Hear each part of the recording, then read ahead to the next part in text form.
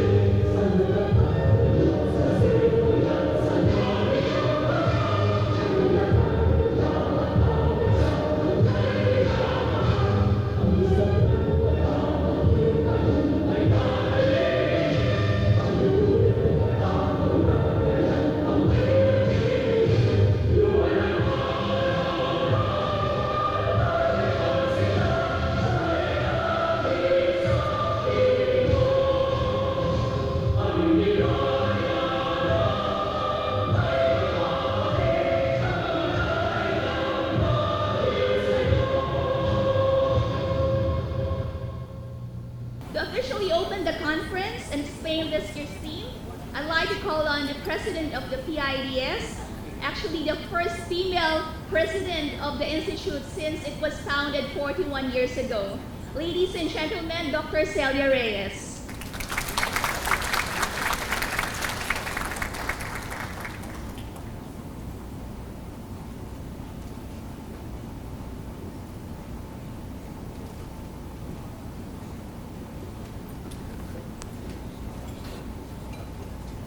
Magandang umaga po to Secretary Ernesto Pernia, our speakers, distinguished guests, partners from different sectors, colleagues from government, friends from the media. Good morning to all of you. On behalf of the Philippine Institute for Development Studies, I would like to thank everyone for joining us in our annual Public Policy Conference, or APPC, this year. We're actually on our fourth year of holding the APPC, and for those of you who are here for the first time, let me give you a brief background of what the conference is all about. The APPC is both the highlight and culminating activity of the Development Policy Research Month, or DPRM, a national celebration led by the PIDS, held every September to draw awareness on the importance of policy research in the formulation of government policies, programs, and projects. Ultimately, our goal is to foster a culture of evidence-based policymaking in the country. Every year, we select a relevant topic or a pressing issue that needs the attention of our policymakers. This year, we want to rouse the interest of our policymakers and other stakeholders on the fourth industrial revolution, particularly on what it is all about, its potential impacts, and how we can use it to our advantage. Hence the theme, Harnessing the Fourth Industrial Revolution, Creating Our Future Today. I'd like to thank this year's APPC committee, spearheaded by Dr. Marife Ballesteros, Dr. Vic Paqueo, Dr. Monette Serafica, Dr. Jose Ramon Albert, and Dr. Aniceto Orbeta, and of course, our Research Information Department, headed by Dr. Sheila Ciar, and the rest of the PIDS team in putting this conference together. We would also like to thank our partners, of course, NEDA, BSP, DTI, Global Development Network, DOST, DOLE, AFD, DFA, CHED, DFAT, UNDP, and of course, the government of Singapore. Indeed, the world has come a long way since its discovery of the use of steam power in the 17th century. This signaled the beginning of the first industrial revolution, a period marked by the emergence of mechanization. This era prompted people to shift their economic activities from agriculture to industry. Then came the second technological revolution that took place toward the end of the 19th century up to the onset of the 20th century. People during this time started using electrical machines, trains, automobiles, and airplanes. As more and more technologies were introduced, a third wave of industrial revolution emerged. We came to know this as the information age or digital revolution. The information age introduced the world to digital electronics such as computers, mobile phones, automated teller machines, industrial robots, electronic bulletin boards, video games, and the internet. This development made the exchange of communication and access to information a lot easier. Today, we are in the process of transitioning to the so-called fourth industrial revolution, or popularly known as Industry 4.0. But what do we understand about the fourth industrial revolution, or Industry 4.0? How will it affect us? Experts in the field define it as something that fuses the physical, digital, and biological worlds, thus transforming the way we live, work, and communicate. It's characterized by digital technologies such as artificial intelligence and big data, Internet of Things, blockchain, robotics, 3D printing, and cloud computing, among others. These emerging technologies open a multitude of opportunities. They're expected to boost economic productivity, enhance food security, improve environmental protection and agricultural production, as well as enhance public service delivery like healthcare, communication, and transportation. However, along with these benefits are challenges that we need to deal with, such as, but not limited to, employment and income uncertainties, social protection issues, digital divide, as well as regulatory and security concerns. Of all sectors, labor will be greatly affected by the fourth industrial revolution. Based on the report of the World Economic Forum in 2016 on the future of jobs, it is estimated that about 7 million jobs will be lost due to automation. These are mostly routine jobs or those that involve pattern, require less creativity, and are repetitive. The International Labor Organization also predicts that about half of jobs in 5 Southeast Asian countries such as Cambodia, Indonesia, Philippines, Thailand, and Vietnam, or about 137 million workers, are at high risk of being affected by automation. Nevertheless, new jobs will also be born out of the fourth industrial revolution. According to the World Economic Forum, about 2 million jobs, mostly focusing on technology, software development, and more importantly, critical thinking and soft skills, or the so-called non-routine or non-codifiable jobs, will be of high demand in the future. These possibilities prompt us to look into the local context and ask the question, is the Philippines prepared for all the changes that will be brought about by the fourth industrial revolution? Compared to its neighboring countries, the Philippines still has a long way to go in terms of Industry 4.0. Based on the World Economic Forum's Readiness for the Future of Production Report 2018, the country has a low level of readiness for future production, characterized by weak performances in terms of technology and innovation, human capital, and institutional framework, among others. Given this scenario, we ask these questions. What needs to be done to keep up with the fourth industrial revolution? What is the role of government, the business and private sectors, the public, and each individual in managing the risks and harnessing the benefits of Industry 4.0? How can sectors work together to benefit from the fourth industrial revolution?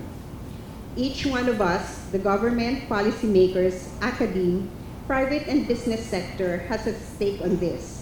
We must come and work together to be able to minimize the negative effects and harness the benefits of the fourth industrial revolution. From our end, we urge government agencies and Congress to look into the potential impacts that may arise from the fourth industrial revolution. We encourage them to use studies of research institutes to come up with sound policies to address issues and opportunities that may come up with Industry 4.0.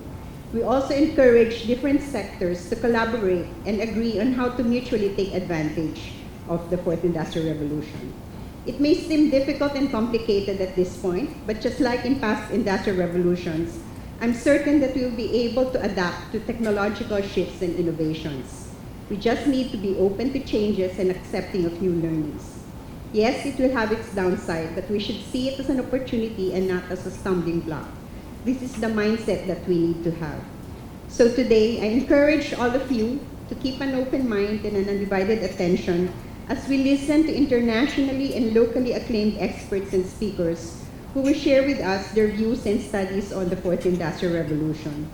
I'm sure that we'll gain a lot of insights from this conference. But before I end, I want you to have a glimpse of what the future holds for us. There's someone special who would like to greet all of you.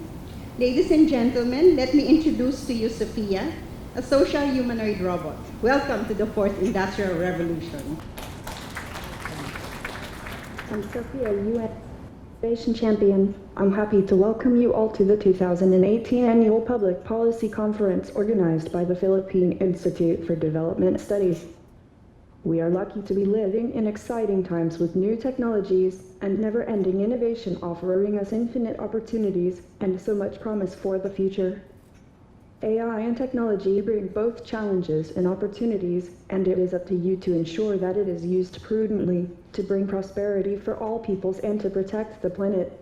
Your conference will set the mark for the future. Who you discuss and decide who will have an impact on this beautiful country. So, make these days matter. I urge you to harness the technologies of the fourth industrial revolution to speed up the socio-economic development of the Philippines, so that no one is left behind. I know you are committed, and I wish you all a very successful conference. Mabuhay!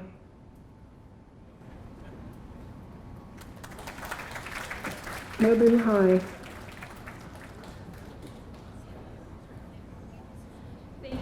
Thank you very much, Dr. Reyes, and of course, thank you to Sophia for her presence in our conference today. It was made possible by the United Nations Development Program, and for that, we gratefully acknowledge the support of the UNDP. Ladies and gentlemen, it is my honor to introduce to you our keynote speaker. He is the Secretary of Socioeconomic Planning, Director General of the National Economic and Development Authority, and Chairperson of the PIDS Board of Trustees. Our speaker is also Professor Emeritus of Economics at the School of Economics of the University of the Philippines.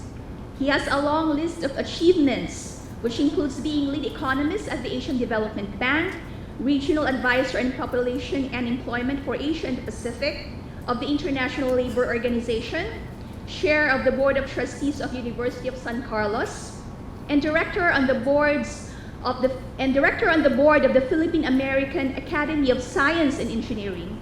He also sits on the boards of a number of non-governmental organizations involved in education and health concerns, population and development, and care of street children. Ladies and gentlemen, Secretary Ernesto Pernia.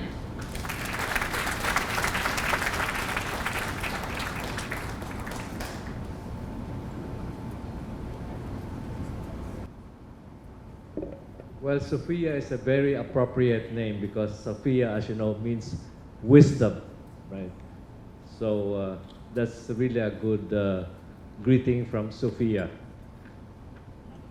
Okay, so PIDS President Dr. Celia Reyes, Senior Fellows and staff of PIDS, distinguished guests and speakers, fellow workers in government, friends from the media, ladies and gentlemen, good morning.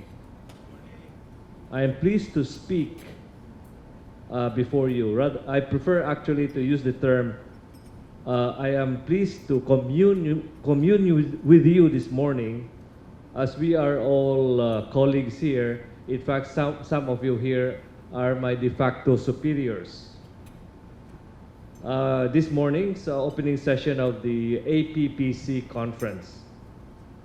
Unraveling before our eyes are the kinds of technological advancement that were only storyline material for science fiction before. In the 1940s, the sci-fi author Isaac Asimov wrote 3 laws that should govern the behavior of robots, ensuring that robots remain under human control. Today, we may in fact have to ponder whether we need Asimov-like laws to govern artificial intelligence behavior.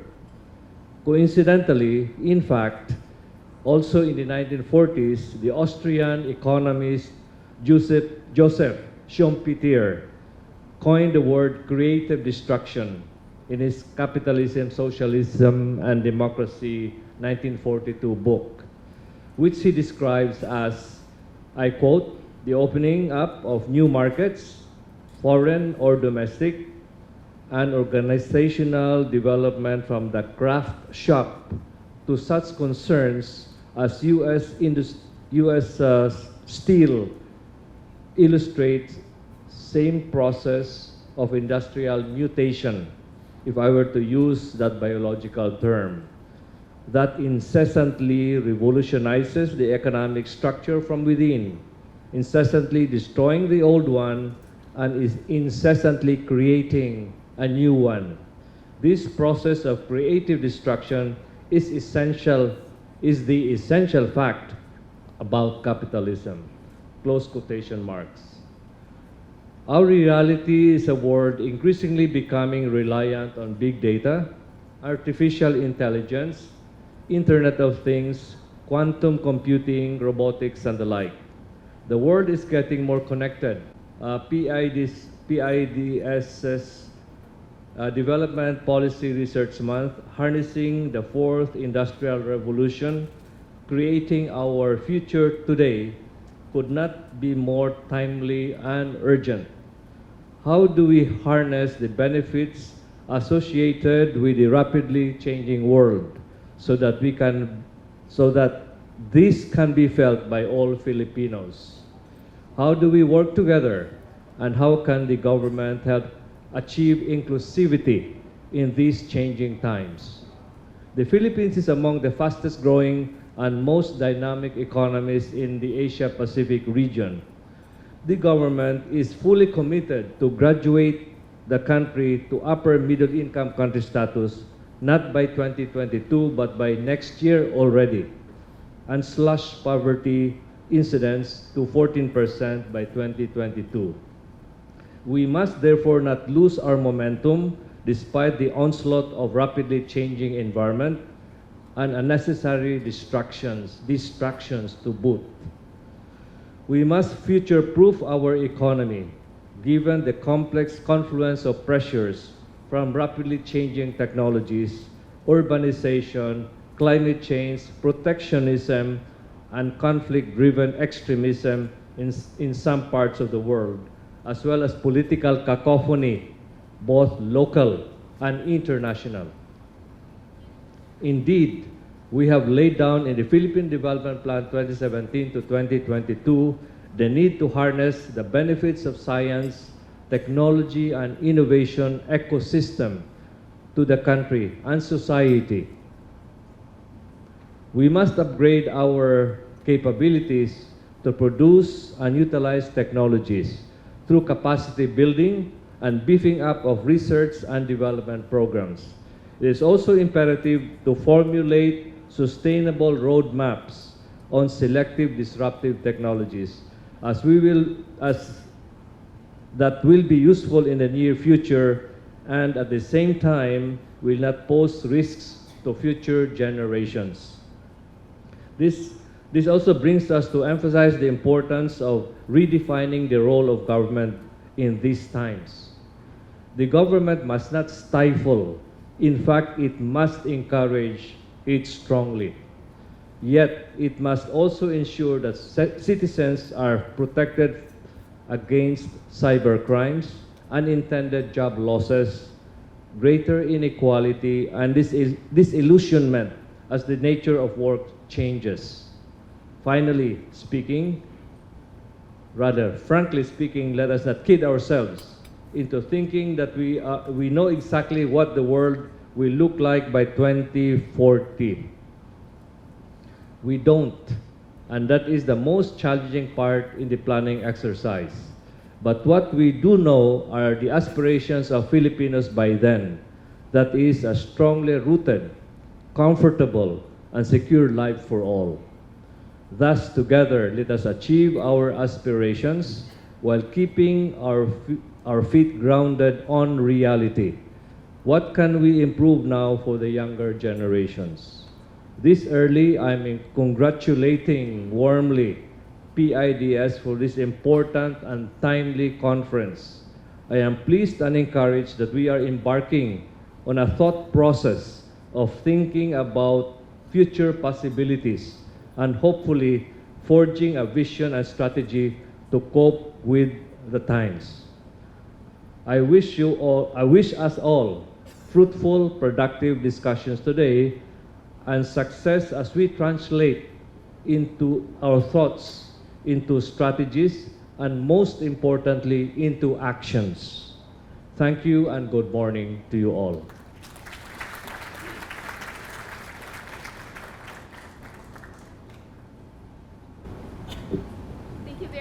Thank you very much, Secretary Pernia, for your very insightful message.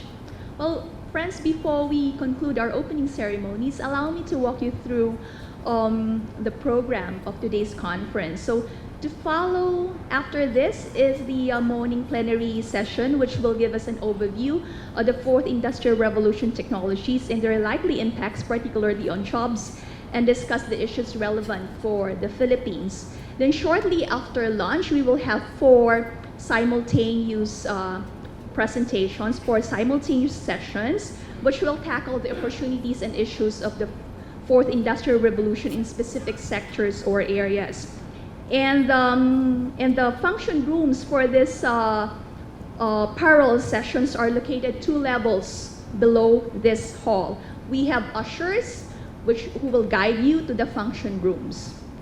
And a gentle reminder to ensure that you have registered for the session, for the parallel session of your choice, and you have kept the colored sticker which corresponds to your chosen session.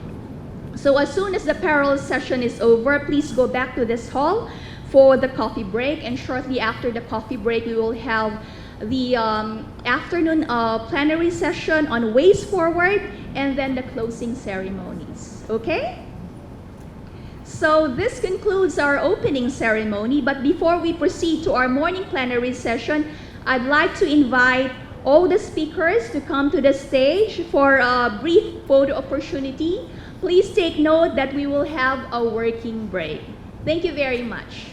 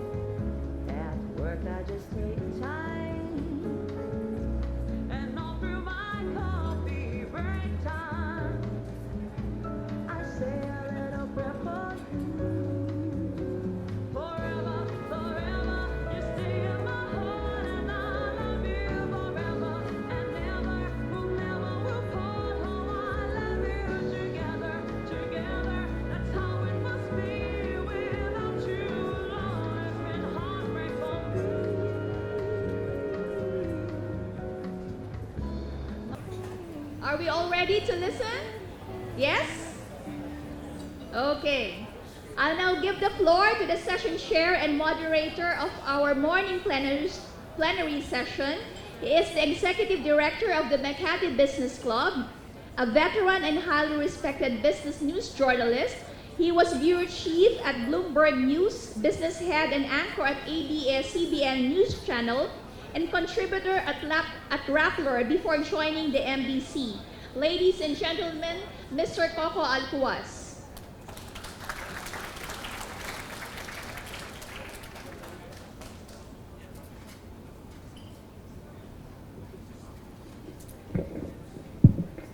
Good morning, everybody. This is the first time I've been referred to as the chair of a plenary session, so I'm very honored to do that. Let me explain the session this morning.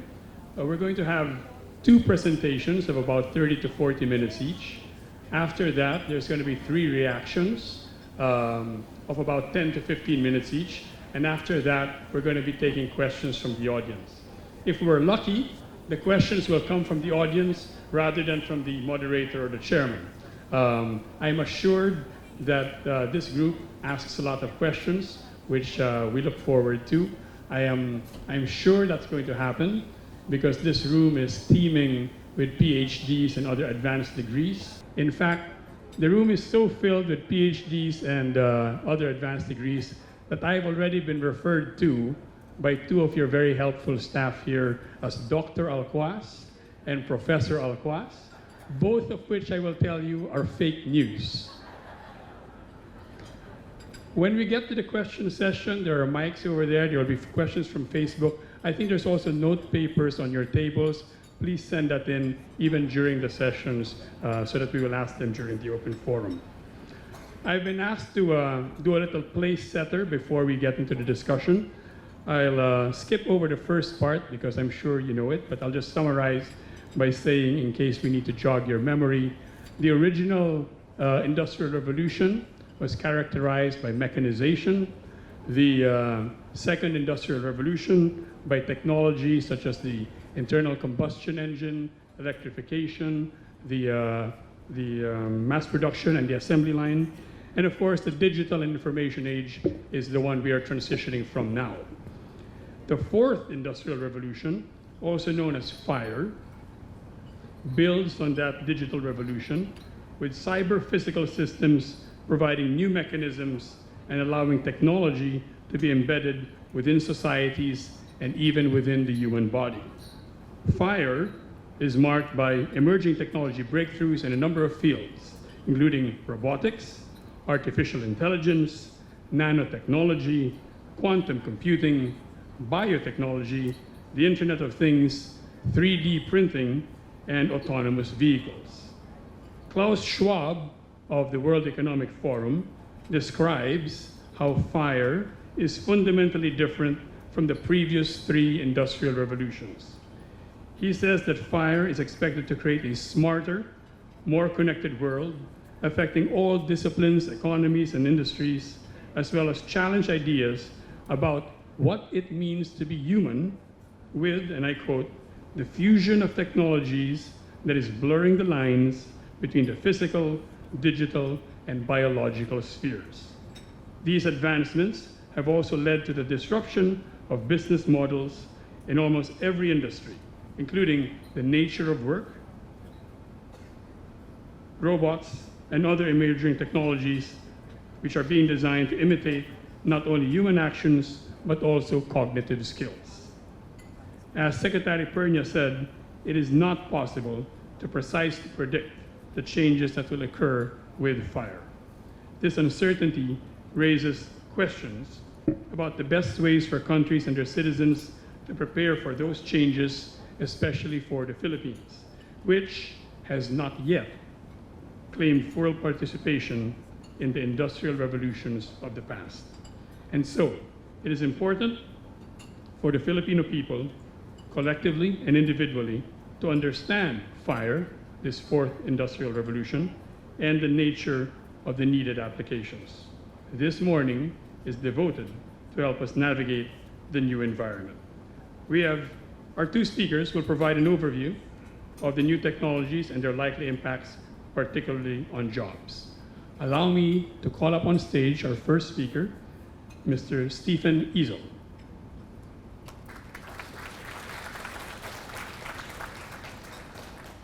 Mr. Ezel is the Vice President for Global Innovation Policy at the Information Technology and Innovation Foundation, ITIF, which is a leading science and technology think tank. Stephen focuses on technology and innovation policy, international competitiveness, and other topics. He's a graduate of the Georgetown School of Foreign Service with a certificate from Georgetown in international business diplomacy. He has co-authored books with titles such as Innovation Economy, The Race for Global Advantage, and Innovating in a Service-Driven Economy. Ladies and gentlemen, Mr. Stephen Ezel.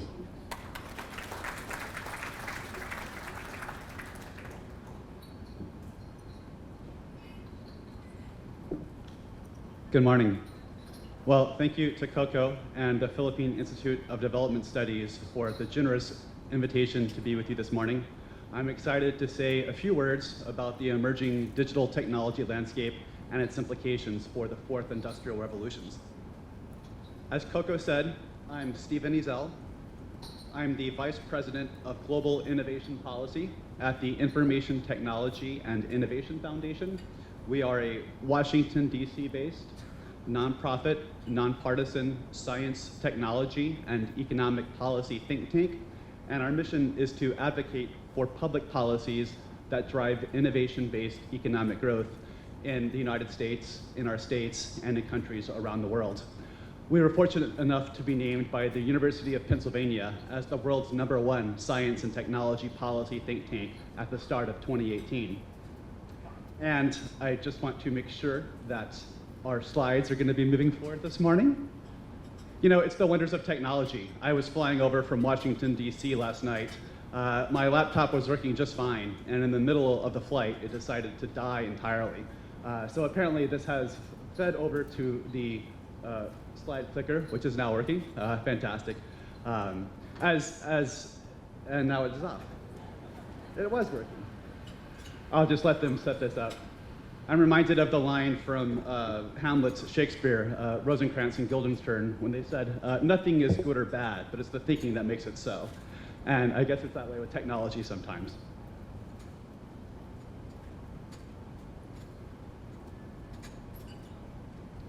Is there another way? Fantastic.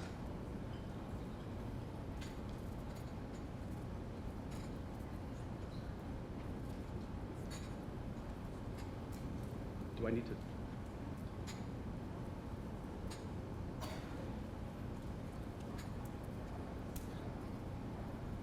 There we go. I apologize for that.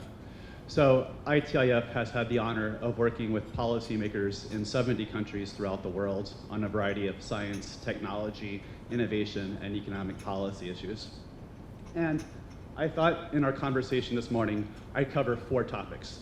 First, how ICTs, information and communications technologies, are the key driver of modern global economic growth. Second, provide an overview of key emerging digital technologies. Then look at some case studies of how digitalization is transforming industries from manufacturing to agriculture to life sciences. And then finally, offer some policy recommendations for how countries can spur greater levels of digitalization. Does that sound good? Fantastic. So as we begin, I think it's important to reflect upon just how profoundly technology has changed our world. So in this picture here, it's the year 2005. You're in Rome. You are looking up at the St. Peter's Basilica in St. Peter's Square the day that Pope Francis Pope Benedict assumed the papacy in the year 2005. Take a look at a photo taken from that exact same angle just 8 years later. What you see is that in a short 8 years, we had equipped the lot of humanity, in fact, about 2/3 of the world's citizens, with not just a mobile communications, but a mobile computing device that actually has more power than the space shuttle we were sending up in the early 2000s. More than that, these mobile technologies, phones and tablets, fundamentally represent a platform for global commerce. Each of your phones simultaneously aggregates entire supply and demand for markets such as dates, jobs, rides, hotel stays, in an incredibly powerful tool for economic growth. When we look at the same picture in 10 years, we'll probably see fleets of driverless cars, for instance. ICTs represent what economists call a general purpose technology. Essentially, approximately every half century, a new technology system emerges that changes everything from what societies produce, to how they produce it, to the skills that are required, to the laws and regulations necessary to regulate these markets. So in the past, we've seen railroad and iron, electricity and steel, the advent of electromechanical systems. But today, it's really ICT that is enabling innovation and productivity across virtually all industries, from agricultural and services to manufacturing. And in fact, ICT is what economists call super capital.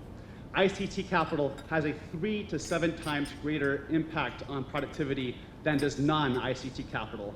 And ICT workers tend to be more productive than non-ICT workers. In fact, when the World Bank looked at it, they found that ICTs were responsible for fully 25% of economic growth in the world's emerging economies. Today, what the McKinsey Global Institute calls the digital economy, this being both pure digital industries, such as web search or social media, as well as the application of digital technologies in traditional industries, is responsible for fully 25% of global GDP. And the impact will become even greater in the future. Tekes, Finland's science and technology agency, estimates that fully half of all value created in the global economy over the next decade will be created digitally, will be created through the actionable, real-time extraction of insight and value from data in real time. And it's vitally important to remember that the internet is not just about funny cat videos. For the reality is that 75% of the traffic and the value therefrom that flows over the internet accrues to traditional industries, such as finance and manufacturing.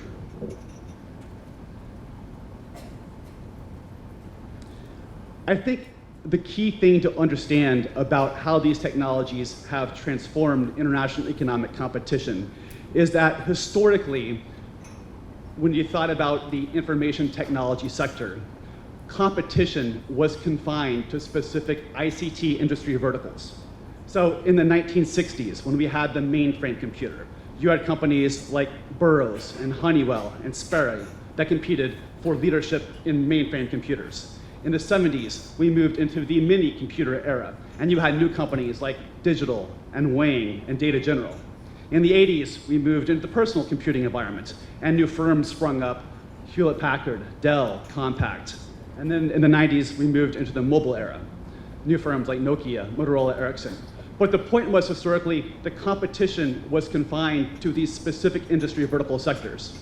Likewise, while banks or hospitals used ICT to compete against one another, competition was confined to that specific industry. But what's happened now and fundamentally transformed the economy is that the emergence of these new digital platform technologies, such as AI, data analytics, cloud computing, the Internet of Things, has allowed competition to spill out beyond the boundaries of traditional vertical industries, such that new entrants are using these technologies to disrupt other sectors of the economy. So you have Uber disrupting transportation, Airbnb in hospitality, Coursera and massively open online courses in education, a wide range of fintechs disrupting traditional banks and insurance companies. The point is that the tool sets we have today allows for competition to emerge from new industry entrants that you never thought were competitors, just as they now enable traditional incumbents to leverage these technologies to launch innovative new products, services, and business models. This, I think, is the fundamental story of the modern digital economy. So then let's talk specifically about some of the key digital technologies that are driving this transformation, including artificial intelligence, autonomous systems, cloud computing, the Internet of Things, quantum computing, and blockchain. So first, with artificial intelligence, which really refers to the use of software to imitate intelligent human behavior, such as learning, reasoning, and making decisions. Machine learning is a subset of artificial intelligence that refers to systems that can learn and improve from experience without having to be explicitly programmed with specific solutions. Essentially, machine learning refers to smart, adaptive algorithms that can learn in real time by being trained on data sets. It's estimated that AI may generate as much as $13 trillion in global economic impact by 2025. And while it will cause some job loss, we actually estimate that AI will create 500,000 new jobs across the global economy in just the next 3 years. So how is AI being used? Really in 4 key ways. First, monitoring. The ability to rapidly analyze large amounts of data and detect abnormalities and patterns. For instance, AI is being used for automated credit card fraud monitoring, network security intrusion detection, and the early warning and detection of illnesses. Discovering, extracting insights from large data sets and discovering solutions through simulations. Predicting, forecasting models or trends that are likely to develop in the future. For instance, IBM has now come out with a service called Deep Thunder. And what Deep Thunder is the ability to offer weather forecasts in 10-minute increments down to 0.2 of the mile. So we get hyper-specific weather predictions across the entire world. One of AI's most powerful uses will be in interpreting, looking at unstructured data, such as pictures, images, data, and text, in order to find patterns. For instance, that is a picture of breast cancer. Researchers at Stanford University have demonstrated the ability to leverage AI to achieve 99.5% accurate detection of breast cancer from images. IBM Watson, working with health researchers, have been able to find in the past 1 year as many biomarkers for ALS or Lou Gehrig's disease as researchers have been able to discover independently within the past 10 years. And one really cool application I want to mention is called Babel. Babel is a new US startup that provides companies the ability to translate their websites and customer service blogs into up to 14 different languages in real time for the cost of just 0.01 cents per word. Essentially, any company in the world can now use this software to make their products and services available to customers across the world in up to 14 different languages. That's readily available to you today. Another key application of artificial intelligence, of course, will be in autonomous vehicles or driverless cars. And if you think about it, for many of us, driving is actually the distraction. So take a look at this photo of this gentleman driving in California. This guy is driving down the roadway and he's actually practicing his saxophone. I mean, I really hesitate to contemplate the consequences of unintended forward airbag deployment for this gentleman should he get into a wreck. But the point is, he doesn't want to be driving. He wants to be enjoying the beautiful Philippines countryside, or talking to his kids, or trading stocks. So driverless cars really are going to have a profound impact in terms of safety, personal mobility, environmental, productivity, and economic benefits. Last year, there were 1.4 million fatalities on the world's roadways. 95% of those fatalities were a result of human driver error. In a world of autonomous vehicles, we can expect those rates to decline to less than 5%. Every major automobile vehicle manufacturer in the world is now working on driverless cars. Already in Sweden, you're seeing driverless trucks covering the roadways. I would expect that we would see driverless vehicles deployed within 3 to 5 years across the world. Countries like Singapore are already looking to make their city centers entirely driverless car driven within the next 5 years.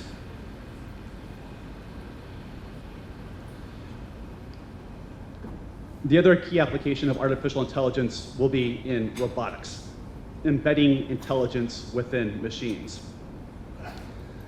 In fact, researchers recently estimated that already from the years 1993 to 2007, the application of industrial robots across 13 Western economies exerted a greater economic impact than did the advent of the steam engine from 1950 to 2010, as the use of industrial robots was responsible for driving 10% of economic growth in those 13 countries over the 15-year period and increasing labor productivity by 0.37%.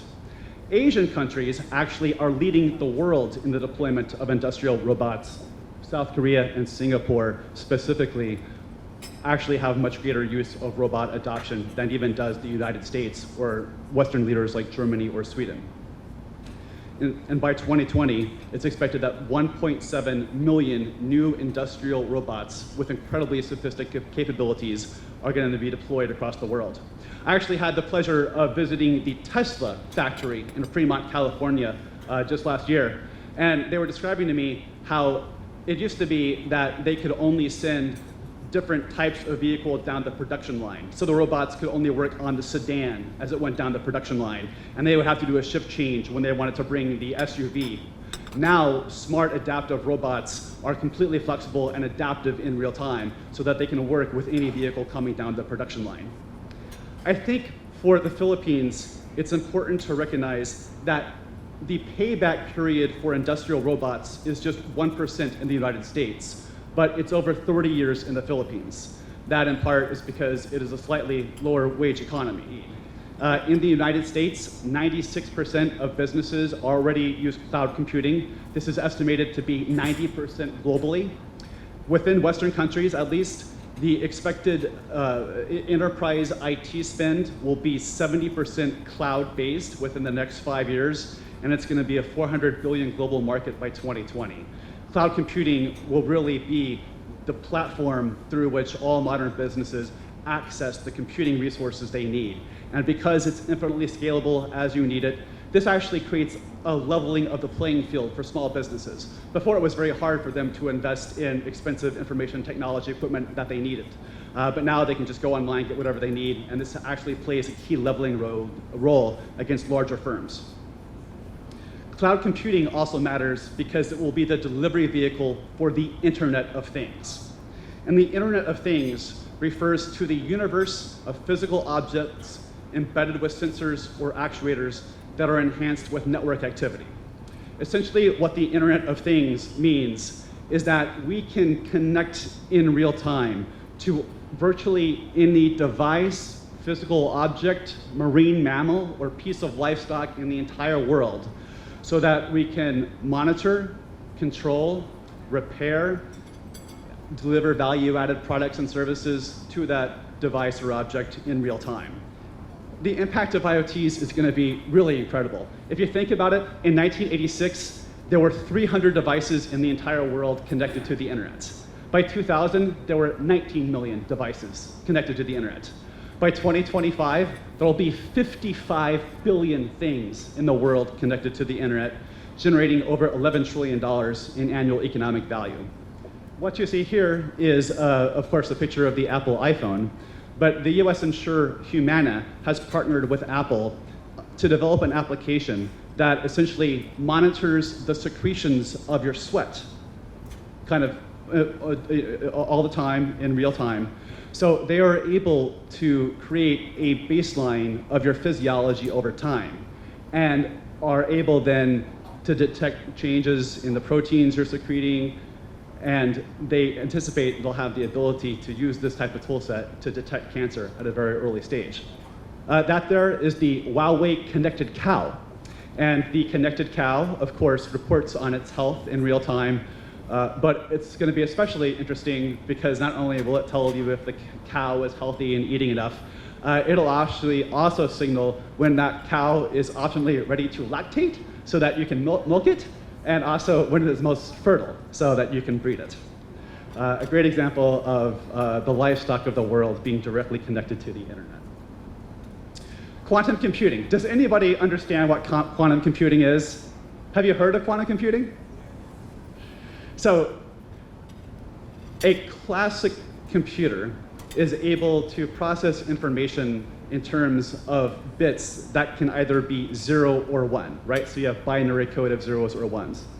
What quantum computing allows is the ability to create qubits that can either be 0 or 1, 0 and or 1 in real time. And it does this by leveraging principles from quantum dynamics, including the physical principles of entanglement, superposition, and parallelism. And it affords the ability to create computers that are potentially thousands, even millions of times faster than what we have today. In fact, it's estimated that if we could achieve a 100 qubit quantum computer, that single one computer would have more processing power than all the computers that exist in the world today. Now, the problem with a qubit is that they're inherently unstable. They have to be controlled in super chilled environments. So the state of the art today is that we're at about a 50 qubit quantum computer that IBM recently introduced. But this is attainable and available even to all Filipino businesses. IBM has launched what's called the Q experience, the quantum experience. And this is a cloud-based online quantum computer where you can feed your computational queries up to IBM for free, and they will resolve these using a quantum computer. Quantum computing is going to have incredible effects in a range of industries, from finance to agriculture to chemistry. It will also have tremendous impacts in both communications and cryptography and national security. So most current public key cryptography systems are based on prime factorization of large numbers. It's theorized that a quantum computer could break virtually any existing cryptographic system in the world virtually instantaneously. However, if you know your quantum computing, because the act of observing something forces it to reveal itself, quantum computing could lead to the creation of entirely new cryptographic systems that are completely unhackable, because the act of eavesdropping would be instantaneously detectable and you would know it. Finally, quantum computing will allow for the creation of extremely sensitive sensors and gravitometers. So the United Kingdom is actually already deploying technologies that have the capacity, they claim, to detect the unique quantum signatures of submarines so that they can detect their movement underwater. And China has claimed that it has deployed a quantum computing radar system that can detect stealth aircraft. It will take a while for quantum computing to get out into the marketplace, but this could be one of the singularly most transformative technologies of the next decade. Finally, blockchain, which refers to shared public digital ledgers that catalog transactions as they occur in chronological order using cryptography and public recording to validate transactions, is going to have use in a wide range of areas, from securities to digital currency. In the United States, states like Illinois are already advertising or releasing birth certificates and death certificates via the blockchain. NASDAQ, the stock market, will record securities trade in the blockchain going forward. Blockchain will have enormous impacts in trade finance and financial markets, and we'll talk more about that this afternoon. So that's an overview of some of these key emerging digital technologies. Now, how are they being used within specific industries? So I want to briefly share a couple case studies from manufacturing and then life sciences, and then I'll conclude with some policy recommendations. Coco talked about how digital is driving the fourth industrial revolution. Obviously, we've moved from an age of mechanized and mass production to automation, the application of IT and electronics in the 1970s, to a world today of smart technologies, smart factories, marked by big data, network machines, and kind of intelligent devices and systems. But what we're really talking about is digitally enabled at each step of the modern manufacturing process, from how products are designed, to how they are fabricated and assembled, to how factories integrate and operate, to how supply chains integrate, and finally, to how products are used and consumed in the field. So first, with product design. There is a new generation of computer-aided design, or CAD software, that uses principles of generative design. Essentially, what this means is that the engineer or designer is able to go into software and specify the design features, elements, or constraints that they want a product to have. And then the software spits out or produces a version of a design product, often in ways that a designer can never before have imagined. So what you're looking at here is a picture of the new bulwark, the partition on the A320 aircraft that Airbus is making. So the engineer put in the requirements he wanted for that bulwark. It's got to be fire resistant. It has to support a certain amount of weight, have structural integrity. But the software spit out this design, which is actually 50% lighter and 40% stronger than any bulwark ever devised before. And as you can see, no designer would have ever said, that's the ideal way to do it. But design generative software, leveraging nature's evolutionary design patterns, comes up with this design.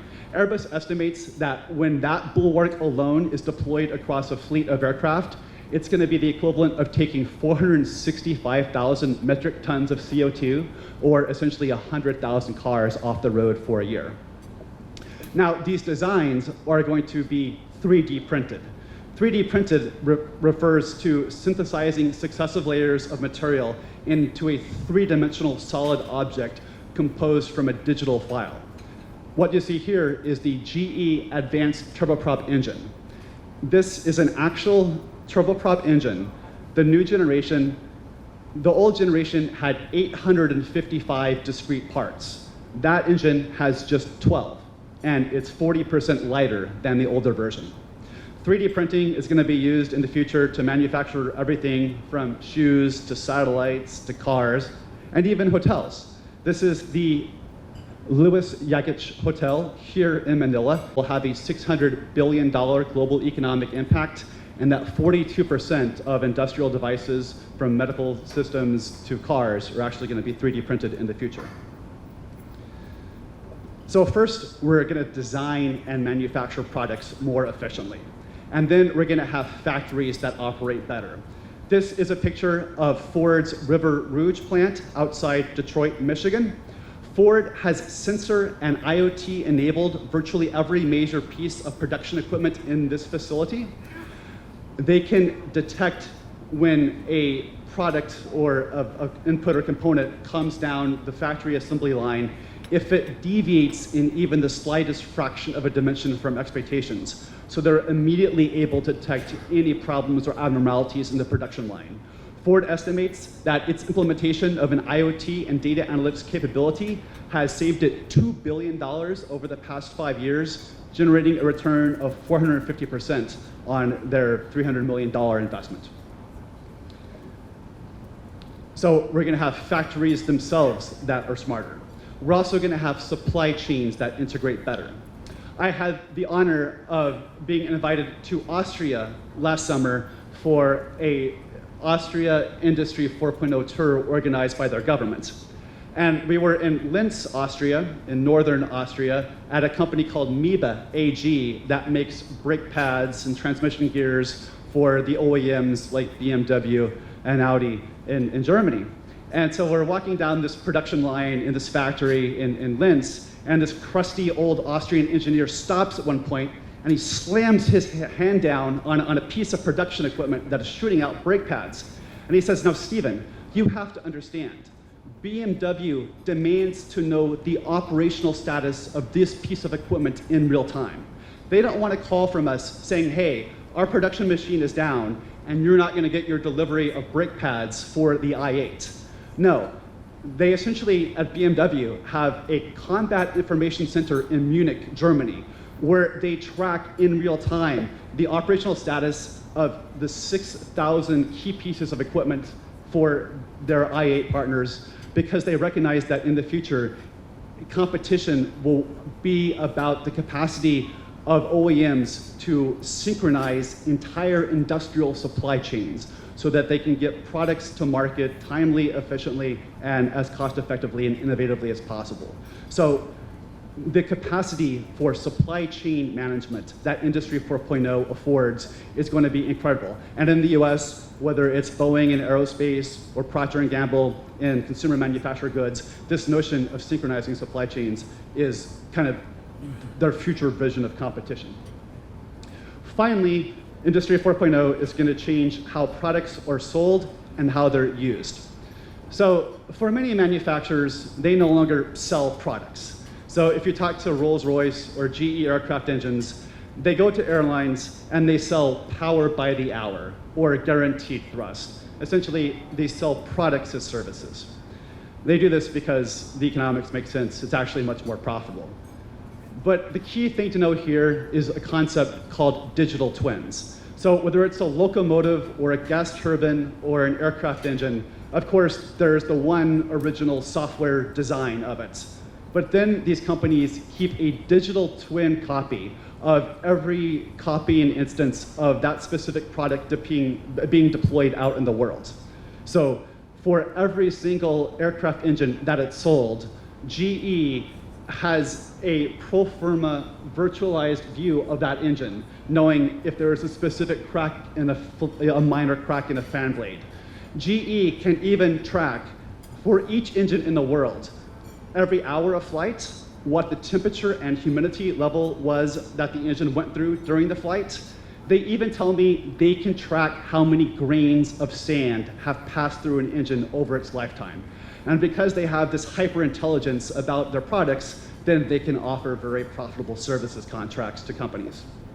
So when you add all this up and think about the impacts of digitalization, economists estimate that Industry 4.0 will generate $10 trillion of value for the global economy by 2025, boosting the productivity of the world's factories by as much as 25%, and possibly adding up to 1.15% to a nation's annual productivity growth every year.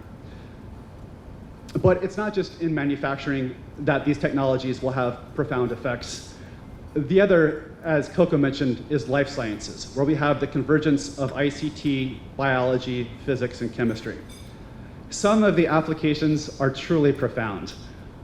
And if you think about it, it's estimated that for babies born this morning in the United States, they will have an anticipated life expectancy of 129 years due to our ability to provide better health care. But let me just give you a brief few examples. What you see here is Project Dreamcatcher by the company Autodesk. And what that is a generatively software-designed cancer trap. So cancer cells have a specific morphology to them, right? The pattern, their shape. So Autodesk is working with major biotech companies to develop literally a cancer trap that would be injected into your body. These, like almost mouse traps, will flow through your bloodstream. They will adhere themselves to cancers in your body and second them out of your system. CRISPR-Cas refers to gene editing. So this is the ability to actually go into your DNA and rewrite sequences of your DNA that are leading to mutations. So for instance, leukemia is a cancer that is essentially a miscoded pair of DNA. A company called Editas Bioscience out of Boston just received the first ever FDA approval for a gene editing therapy that is being shown to achieve 100% recovery of young children with leukemia by the ability to fix the broken DNA within your body. And finally, earlier detection of illnesses. I was at Rutgers University in New Jersey the other day, met with an entrepreneur. He has a technology that can give you 99.999% accurate detection of breast or lung cancer within 10 minutes from a cheek swab. So these technologies are going to have profound impacts. There are 7,000 new to the world drugs under development today, hopefully leading to better health outcomes.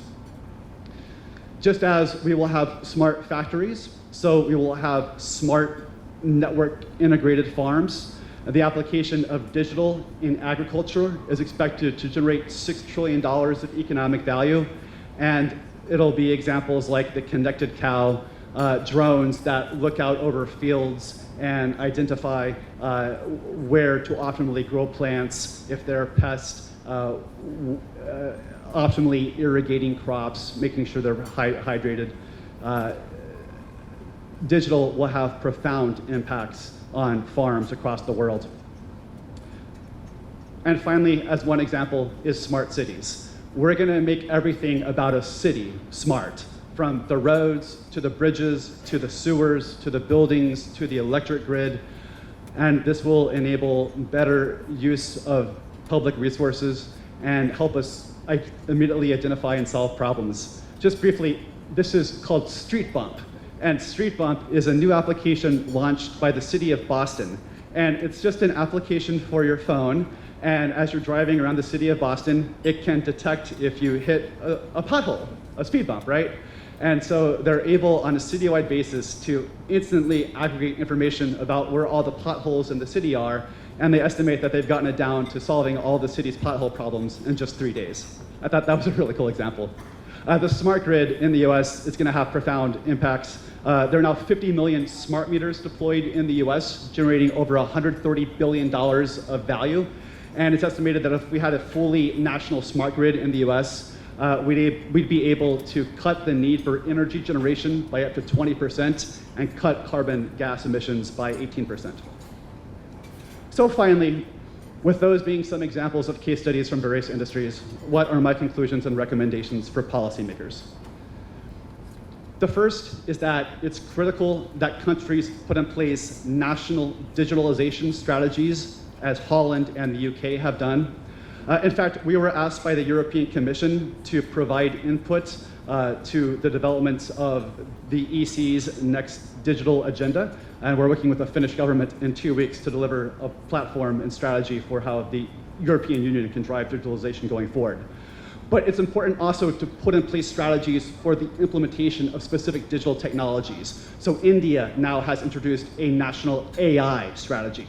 The United States has a national IoT strategy. So because these specific technologies represent platforms for innovation across all sectors of the economy, policymakers should be thoughtful about how they can be specifically used.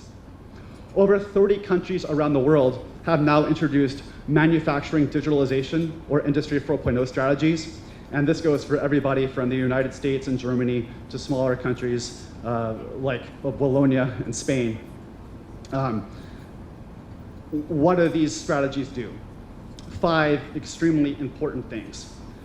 The first is that they create maturity indices and model use cases. So for instance, in the United States, our Digital Manufacturing Design and Innovation Institute has just introduced essentially a digital manufacturing audit that any US company can take to understand how mature it is in terms of, are we just at a stage of basic computerization and connectivity? Or are we starting to get a point from understanding not just what is happening, but why it is happening, to have visibility and transparency? Then to get to a stage of predictiveness. What happened, why it happened, what will happen, and then ultimately, can we get to entirely automated smart factories? A number of companies have integrated information from their sales teams directly onto the factory floor so that they're able to adjust their production volumes in real time to expected changes in market demand. That's kind of the autonomous smart vision of the future, where we have production systems that are making intelligent changes behind the scenes in response to their environments in real time. Country strategies are also doing other things, such as providing SMEs with tax credits to facilitate equipment upgrades. For instance, Italy now offers small businesses a flat 25% tax credit when they want to invest in new production equipment. Korea has done this cool thing where they now have a national cloud-based high-performance computing system where any SME can go online to access this advanced type of generative design software. Tool sets that used to only be available to larger countries are now providing digital platforms that any firm can go online and have access to the same tool sets. And finally, as we'll hear later, upgrading countries' workforces with the digital skills required for the future is a key goal of these Industry 4.0 strategies. This is a challenge even in the United States, where it's estimated that fully 80% of US manufacturing workers lack essential digital skills required to take full advantage of the digital revolution. Finally, more broadly for countries, it's imperative that policymakers ensure their nations are leading in the deployment of digital platform technologies like mobile broadband and 5G, the next generation of wireless, because these will be the tools that allow innovation and the deployment of all these digital platforms. Making digital literacy a central objective of public education is critical. In the United Kingdom, they have just this year announced a national mandatory computer science curriculum that talks about the digital skills children will have to develop from K to 12 education. We'll hear later today about Singapore's Future Skills Initiative. One of the things it allows is the ability for any citizen to go online and take a digital skills assessment test to understand how ready they are to participate in the digital revolution. Finally, last 2 points. Because all these innovations and business models will depend upon the ability to move data across the world, it's imperative that countries not introduce barriers to cross-border data flows. And it's important that they always adopt the innovation principle, not the precautionary principle, which means that it should be the burden of government and of regulators to show that a new technology or a new business model will cause potential harm to society or to a consumer. The bias should always be toward the innovator to let him or her launch his new product, service, or business model to the world. Lastly, 2 final points. I think the Philippines right now has a really interesting opportunity in the global economy. Even as we speak, and we have supporters, I can tell you, like Apple and Cisco and Hewlett-Packard, they are in the process today of reevaluating the structure of their global supply chains. They are looking to move manufacturing activities out of countries like China that are not always playing by the rules of the global trade system, not protecting intellectual property, looking to put their foreign direct investment and production activities into countries in near Asia that play by the rules, that offer a strong digital environment, skills, good regulation laws and policies. There's a real opportunity now for the Philippines to insinuate itself as even a greater player in the production of global supply chains for advanced technology products. And finally, 92% of all scientists and engineers that have ever lived in the history of humankind are alive today. In fact, 80% of them actually live here in Asia. The point is to seize the opportunity. These technologies, these tool sets, they're available to you. Massively open online courses, digital platforms. Seize the opportunity, embrace technological change, and I wish you all the best with this conference and the future of Industry 4.0. Maraming salamat.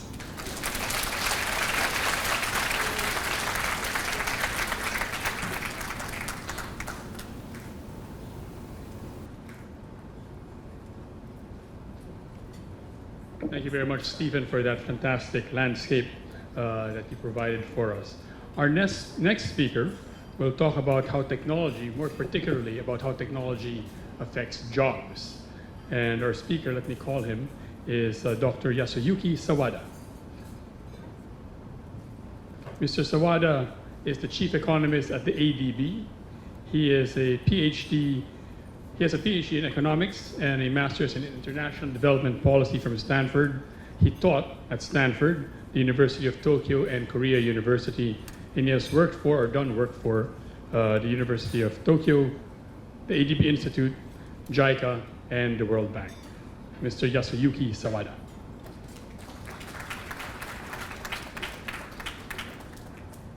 Thank you very much, Coco, for a nice introduction.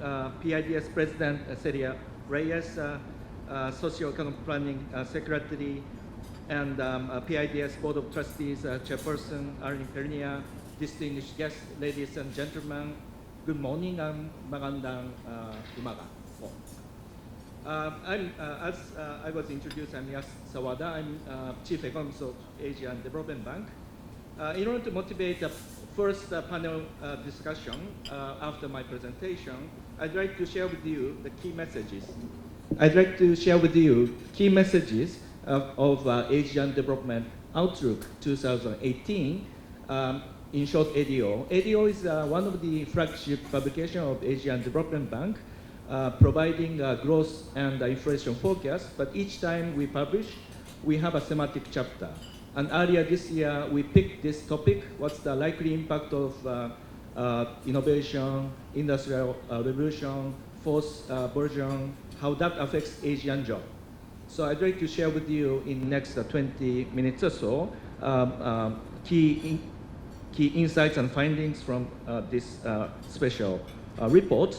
And also having, listening to Stefan's wonderful presentation on overall picture of fourth industrial revolution and broader global technology and innovation landscape, I'd like to I'd like to be complimentary to Stefan's presentation from the two aspects.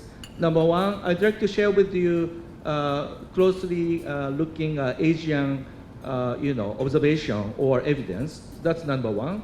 And number two, I'd like to discuss what's the likely consequences or social impact of fourth industrial revolution in Asian context. And this time, I'd like to talk about impact on jobs or employment. Okay. So, not to mention, if we look back last quarter century and so, foundation of Asian development or Asian growth, Asia has created a large number of workers successfully. So in manufacturing sector especially, on average, 30 million jobs annually created in Asia, and admittedly, or not to mention, this is the basis of Asian successful growth. But having this said, there is a growing concern. Many jobs are at risk of displacement due to a sophistication in robots and the arrival of artificial intelligence and other innovations. So this is the motivation behind our theme chapter. So this is a picture, repeatedly you can see. First, second, and third, and now we are facing an advent of fourth industrial revolution. And in the context of Philippines, for example, this fourth industrial revolution has been seen as a challenge to leading IT and BPO, business process and outsourcing industry. Although BPO sector has been a leading sector of Philippines' robust growth, and more than 60% of total employments are in call center in this sector. But many people has a concern these employment workers facing risk of automation. And actually, BPO industry estimate shows the share of low-skilled workers in BPO will decline from 47% a couple of years ago down to 27% in year 2022. However, across the history, automation has been repeated and resulted in workers' displacement.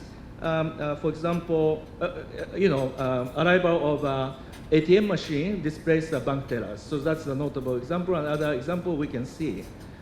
And so here's a punchline out of our careful analysis of a wide variety of different data, macro, micro, or combined data. There are four main sort of messages arising from our reports. In one word, although there is a concern for technological unemployment or displacement of worker, but in Asian context, there are compelling reasons to remain optimistic about job prospects. So there are four ingredients, and I'm gonna explain with the data each aspects closely. Number one, new technology often automates only some type of job or some task of job, not all the job. So that's a number one. Number two, also we see lots of innovations and sophisticated robot arriving around the globe, but technological feasibility does not necessarily guarantee economic feasibility. For example, sewing bots requires no labor to produce T-shirts. Technically, that's feasible, but sewing robot cannot compete with a very young and productive garment industry worker in Bangladesh. So that's number two. Number three, so arrival of technology can improve overall income level of the economy or region, and market expand.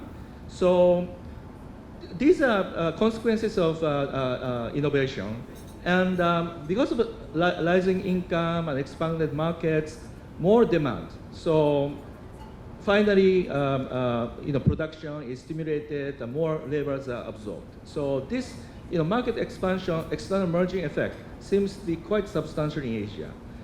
Number four, new occupation industry always emerge with new technologies. So we can be more optimistic if we look into the Asian data. So these are the four main findings arising from our careful analysis of data, Asian data.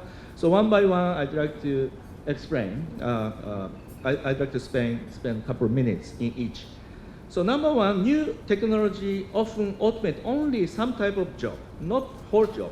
In order to address this, we need to import some structure to the data. So we need to classify different type of task into four categories here. Vertical axis shows that task is routine type of task, repeating the same thing, or down, non-routine. So that's one dimension. Another dimension is whether the task is manual, like you don't need to think, versus a cognitive. You need to think, and you need to make decision. So this is another dimension. So by using this cognitive routine versus non-routine and manual versus cognitive, we can have four boxes. We can classify all the tasks into four boxes. So let's start from upright, which is number two, manual and routine. So typically, assembly plant workers repeating the same thing, soldering some parts on the circuit board repeatedly. So this is the typical manual job and routine. Okay? You don't need to think, but you need to repeat the same thing. Okay?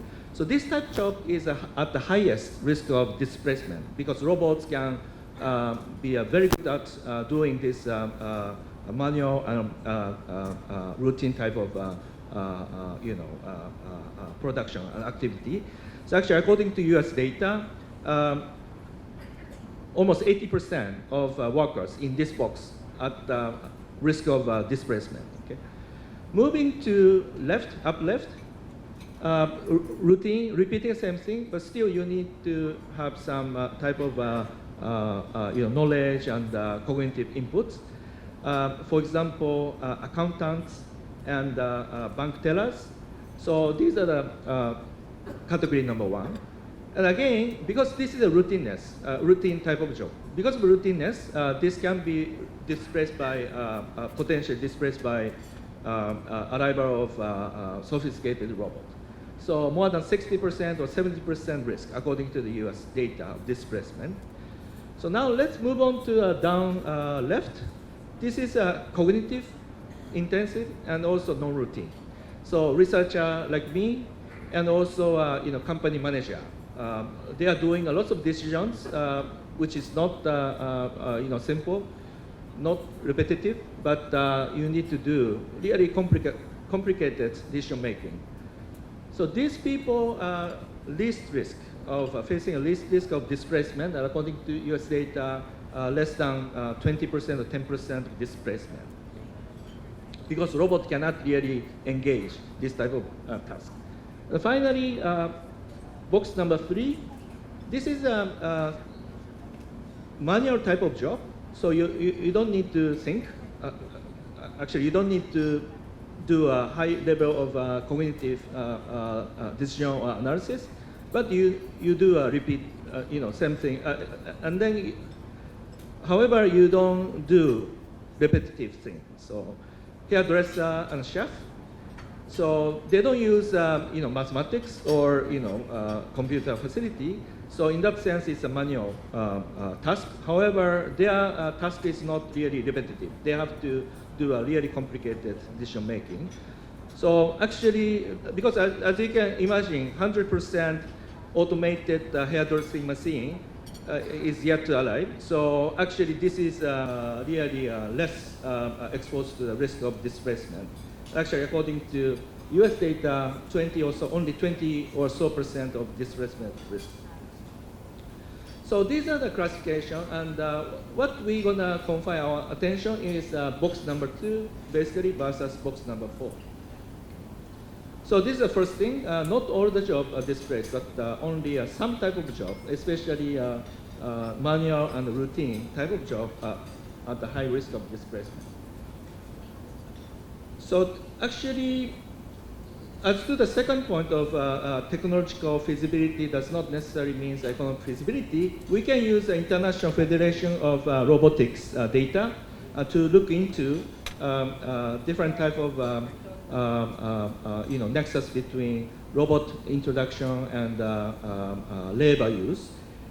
So this is based on 2015 data from 55 economies around the globe, and out of 55, 23 data coming from Asia. So this data basically, half of the observation basically reflects the Asian observation.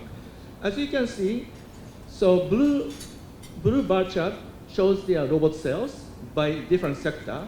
And as you can see, robot sales are confined into capital-intensive industries such as electronic industry on left end, and automotive and metal.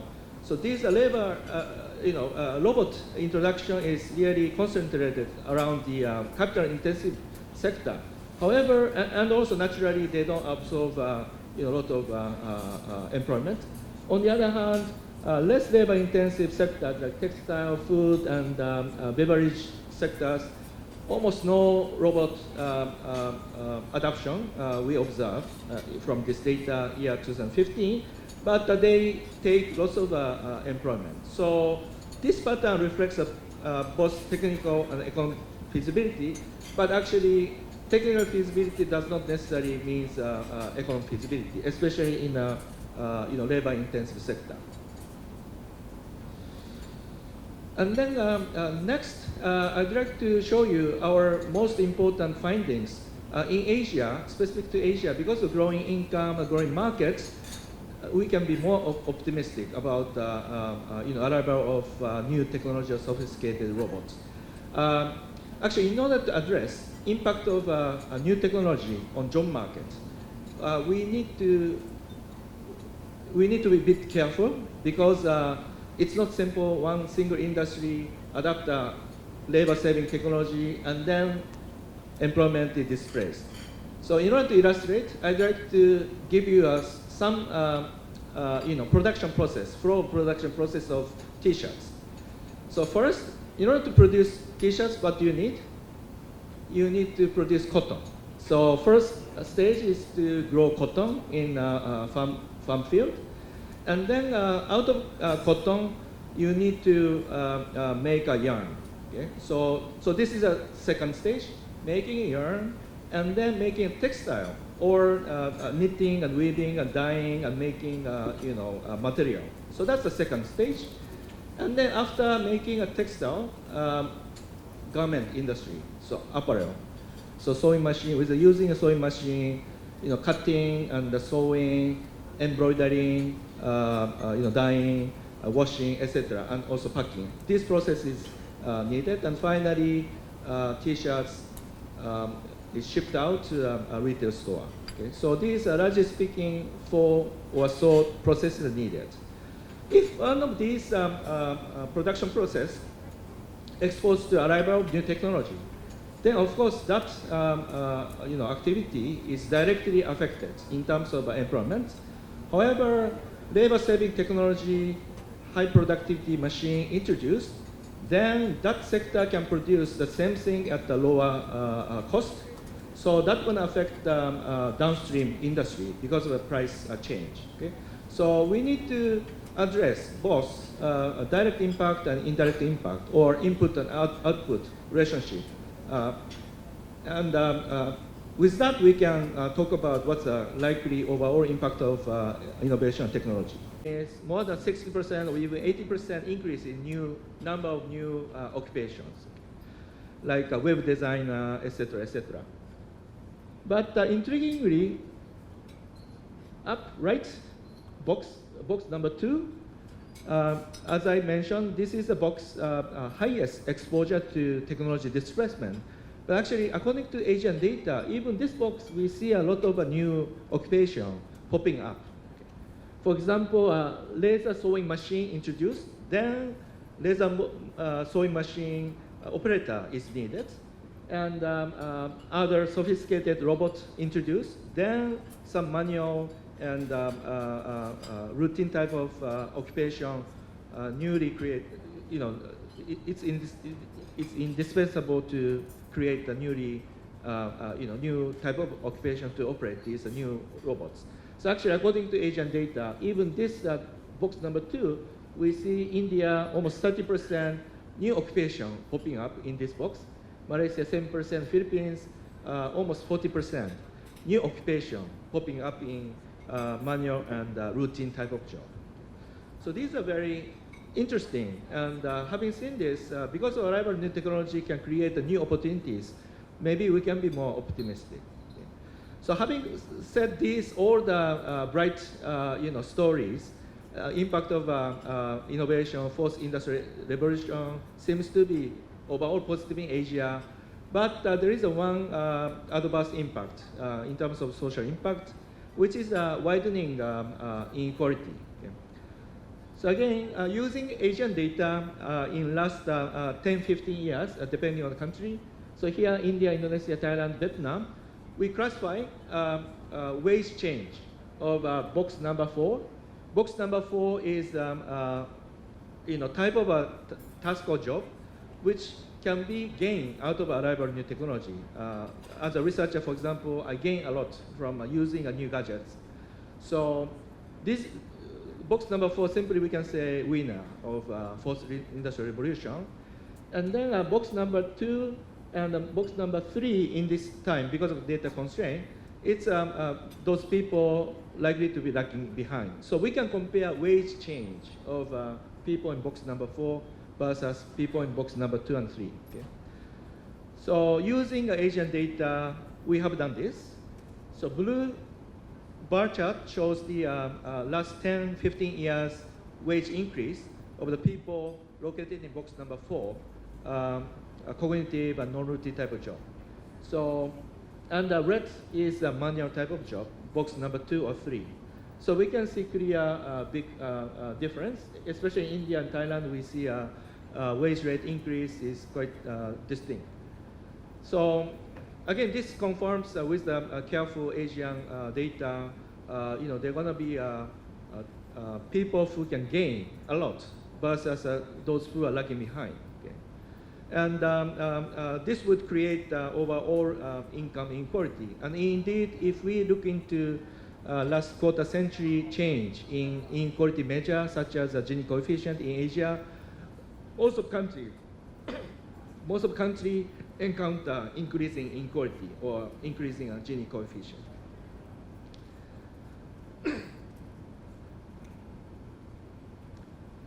So let me wrap up summarizing implication of overall picture. So government should play very important role because of overall positive impact. However, they're going to be widening inequality aspects. So government can play basically 3 roles. Number 1, shown in red, government should play a role to responding technology, and secondly, government itself should use technology to improve their productivity. And number 3, green, government should play a role to support technological change.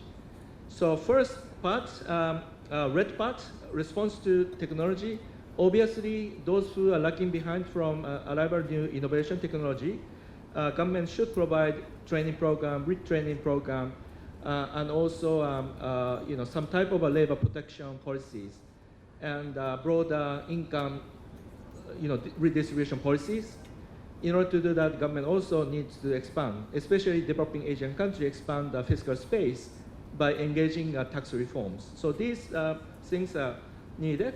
And at the same time, for the company and private sector to adopt new ideas seamlessly, government can play a role to facilitate more flexible labor market.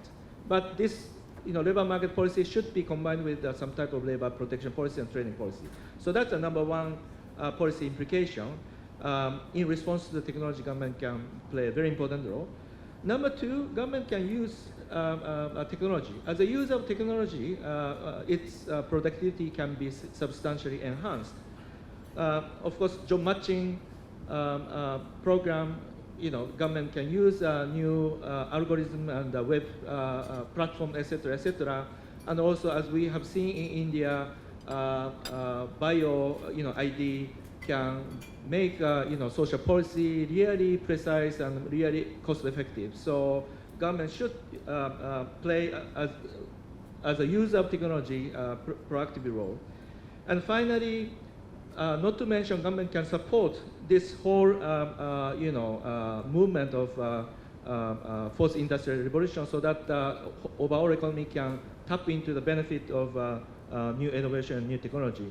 As Stefan said, national digitalization strategy, setting this kind of a big picture and big direction, that's really important. And also, facilitating adequate investment by, further investment in infrastructure, especially energy and ICT infrastructure. That's a really, has been and will be critical. And also, government can play a role to ensuring consumer protection, because big data now, needs for cybersecurity and consumer protection, and also antitrust competition policy is getting more important. As you can see, in the Philippines and other ASEAN countries now set up competition agency, so that benefit of arrival of new technology can be more efficient and effective, covering a wide range of economy. And so this is a third role of government. Government can support and create enabling environment for innovation and technology. So this is what I wanted to share today, and the main findings from Asian Development Outlook theme chapter, technology on impact of technology on job. So with that, I'd like to stop here. Thank you very much, and marami salamat po. So allow me now to introduce the first of our two panelists, Mr. Jaime Augusto Sobel de Ayala, who is the chairman and CEO of Ayala Corporation.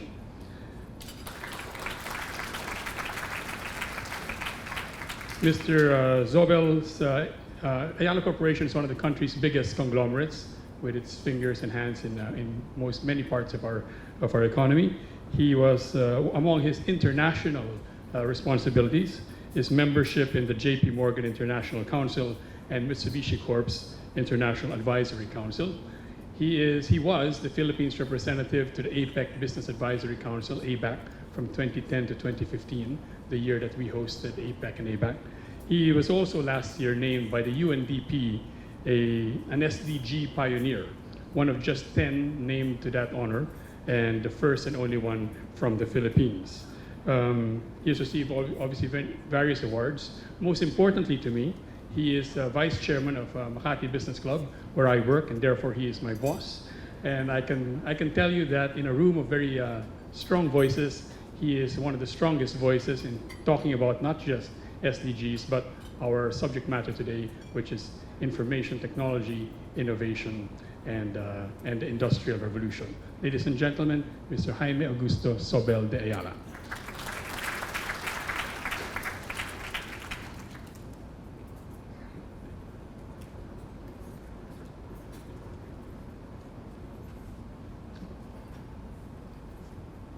Thank you very much for this opportunity to react. Let me just start off by saying to Mr. Ezel and Mr. Sawada, thank you very much for those very insightful comments. I've only been to PIDS conferences once before, but thank you kindly for this invitation. It's been fascinating, and I think you're very much on the mark. I also wanted to thank Secretary Pernia, who I know is not here anymore, but his pointers in the opening remarks about how these changes must be seen in the perspective of issues of inclusivity, while preserving economic growth and redefining the role of government are very much in keeping with the way we view the world. So I also thank Secretary Pernia for his views on the matter. Let me just start off by saying that what I am most appreciative about in both speakers is their sense of optimism. When you talk, when you hear speakers these days about digitalization, the tone is not always optimistic. Not optimistic because of the technology, but because of the effect it will have on anyone. And I congratulate both speakers for giving us a sense of the future, a sense of disruption, a sense of innovation, but a sense of hope as well in the opportunities that come with this. And that's very much in keeping with the way we view it within the Ayala Group and the business environment. I guess to paraphrase some of the statements made, it's clear that digital transformation, from what the two speakers have said, will be transformative in an increasingly interconnected world, and there's going to be more movement of people, more exchange of information, and more convening on all fronts. Consistently throughout the presentations as well is the disruptive nature, I guess, of that technology. But if properly harnessed, as I mentioned again, the optimism showed, it really has tremendous new opportunities for business, competitiveness, and the overall well-being of society. I think that's a key point. From our point of view in the private sector, we're having to create whole new ways of looking at things, addressing customers in new ways, providing services in new ways, and manufacturing and other services in new ways as a part and parcel of tackling, I guess, these opportunities. Anything that's new creates excitement. And I think as part of motivating organizations to shift and change in the way they do things is also creating excitement. I think there's nothing worse, as all of you in this room might know, about doing a job again and again and again in the same possible way. It creates dullness, it makes the minds poorer, and doesn't lead to the kind of changes that you would like to see in an organization. I think one major aspect of this digital transformation that's taking place, with all the changes affected, as the two speakers have mentioned, is a chance to revitalize organizations under a whole new framework of looking at things. And I think this is applicable to the academic sector as it is to the private sector. There will be profound effects, and from increasing productivity and the efficiency of tasks to our ability to analyze trends, as was mentioned, and design new products and services. And this creates, I think, whole new opportunities for all of us. More significantly, though, I think technology and innovation will have a deep impact on new skills. And I think if there's one major message that comes out of all of this, is the need to educate and train our workforce in a new way. I've always been interested in either the linkages or lack of linkages between education and employment. I think it's an issue that has to be faced squarely by both educators and the business sector alike. If ever there is a time for us to work hand in hand, it is now. And I think that disconnect, in all frankness, as a Filipino, is coming more and more apart. And I think there is a need for all of us to work together to harness that. I think there is a role for academia to set a new tone in what we learn and what our young people learn. And there is a role for industry and the private sector to find ways of giving feedback as well to academia of how this is changing. Economic growth, and I think Secretary Pernia mentioned it, has to come while also creating inclusivity for our people. If that disconnect between education and employment continues to widen, inclusivity will not go up. In fact, you will get a lack of inclusivity, I guess, in our economy. As was mentioned by the speakers, robotics, automation, cloud computing are all directly impact this sector, particularly in the lower skilled customer service jobs. I think it's no secret to this gathering here that the major driver, I guess, of our economy is the very exciting business processing out sector that has done so much for our economy.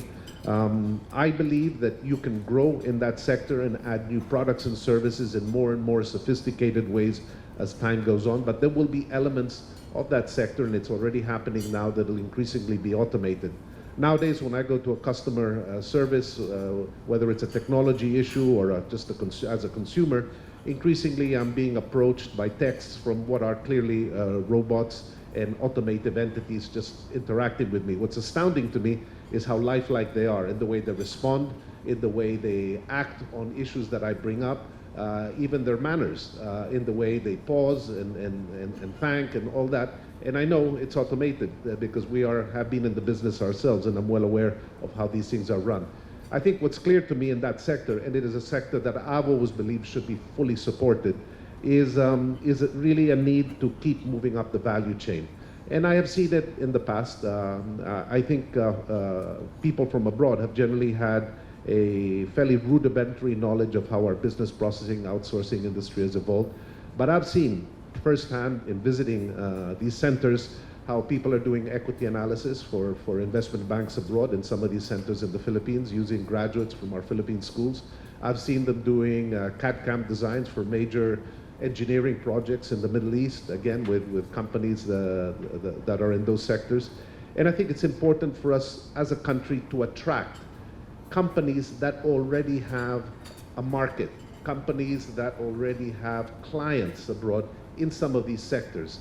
And for that, we need to have, I guess, an atmosphere of encouragement to foreign investment and everything they might need. We remain low in ASEAN circles in terms of foreign direct investment and the value that they add, as opposed to local industries, which of course need to be developed, is that most of these, when they relocate to the Philippines and bring capital and know-how, already have a customer base. So you're actually adding an element and an entity that already has a customer base that then develops their business in the Philippines. If we can attract those kind of investments to our country, and rather than just rely on the consumer demand side in some of these new areas that our speakers talked about, then we can fundamentally change the nature, I guess, of the training and the expertise of our workers. Moving on to the manufacturing sector, which was brought up, I could not agree more. I also think that we have not moved up the value chain as much as we possibly could in that sector. It just so happens that we ourselves in our group, within the Ayala Group, there is a company called Integrated Microelectronics and AC Industrial, two elements, and we're a global company. It's not just a Philippine company anymore. We have operations in China, we have operations in Singapore, we have of course two to three plants in the Philippines, but we also have them in Eastern Europe. We're in Bulgaria, we're in Czechoslovakia, we're recently in Serbia as well, and we have also in Mexico. And what's happened in this industry is that 50% of our business is now moving to the electrification of automobiles. So the electric component of automobiles, I think as our speakers began to mention, I think it was Mr. Ezel who said it, it used to be about 10% of the vehicle. It's now moved to 50%. And I think the point he made is a very valid one. The whole system of manufacturing is changing. And we've been fortunate as a group to be able to ride with that. And why do I say that? You take a country like Thailand as an example. They've had a very traditional automotive industry, and they have been in that industry for quite some time. But the opportunity for groups like us is to move into this new space as this industry transforms dramatically. The old system of manufacturing for automobiles, as one proxy, is completely changing. And when something is completely changing, it's a time where you can attract it. So in our group, we're basically buying small, medium-sized companies globally that can begin to tap this massive shift taking place in automobile design. So we bought new display companies, middle-sized companies in Germany. We bought a foundry in Germany that does the prototyping for vehicles for the future and integrating it into some of our Philippine operations and our other global operations in electronics. We deal a lot with companies like Bosch that deal with all the electronics in Volkswagen, Daimler-Benz, and the like. And it's amazing. I even had a glimpse of some of the designs, since we are in a company called MT Technologies in Germany and bought the company from a small family business.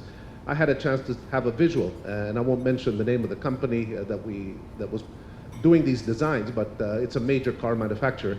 And the cars of the future, as you point out, the designs, and I saw them physically, what is being prepared for 3 to 4 years now, are basically like living rooms. They no longer are a car the way we're used to it. And so even design is changing and all of those changes. I guess the point I'm making is that this issue of shifts and changes should be looked at by all organizations, and there are tremendous new opportunities that come with it. But this involves linkages globally and cannot just be a Philippine linkage, and we have to find ways as a country to tapping ourselves, I guess, into these global networks that are moving in these new roles. And I just mentioned that. There are many, of course, other things, issues of data analytics, robotics, cloud computing. That's part of the infrastructure that needs to be built. The biggest issue I'd like to put on the table is the workforce of the future. They have to be cognizant, I guess, of all these issues, and they have to be adept and comfortable with this. And so we need, as institutions and as private sectors, to completely reskill our workforce in many areas. Now, we as private sectors are beginning to do it across industries. Our Globe Telecom has a Globe University. Our manufacturing IMI has an IMI University. Our real estate group has a university just to train people in the skills needed for the future. But this has to permeate our culture. And this concept of reskilling and retraining, budgets must be put into it, and there must be an awareness that this needs to happen. It goes back to the education employment issue that I mentioned. Just some final words. I only have a couple of minutes left. We, I think, have a responsibility as well, all of us, both private sector and government, to build the infrastructure necessary to allow these disruptive and innovative technologies to take place. Last couple of thoughts. These are just reactions from a private sector player. We need to find, I think, a balance between the issue of consumer protection that Mr. Sawada mentioned and the need to access data. Accessing data, using data productively, and finding new ways to use that to create algorithms and participate in these shifting changes on the consumer side is a vital new industry that will take place. I mean, all of us are beginning to look for data scientists. There are not that many. If we can create them in academia in bigger quantities, they will have great jobs and be well paid as we move on. Very, very hard to find. But the issue of consumer protection, which is very valid, also is a counterforce to that. I'm not saying that we should be completely protected or that, or that we should just have access to all data. There has to be a balance found, and I think that's an interesting field for us to address. Science and innovation, I was mentioning and having a dialogue with our friend from Arizona. We need to create a culture where science and innovation permeates our education, our private sector, and our dialogue. And it's an area that has to be overweighted, I guess, in the budgets that we all have, both private and academe. And finally, encourage industries in engineering, the life sciences to set up shop here, attracting individuals who already have markets, and I said this at the beginning, must be a priority. We are not very good at attracting foreign investment, particularly in these new areas. But I'll tell you, whoever comes here from abroad loves it here. And I think anyone who has come here and set up shop here likes it, but it's just so hard to get them to come across the oceans and set up shop. Finally, the issue of transformative and is going to affect all of us. We all have to be comfortable with transformation. We have to inculcate it in our organizations and really adjust to this new world that was mentioned. Finally, let me reiterate the point I made at the beginning. Optimism should be the name of the game, not pessimism. Our two speakers have done a great job in keeping that high on the agenda. Thank you for this opportunity.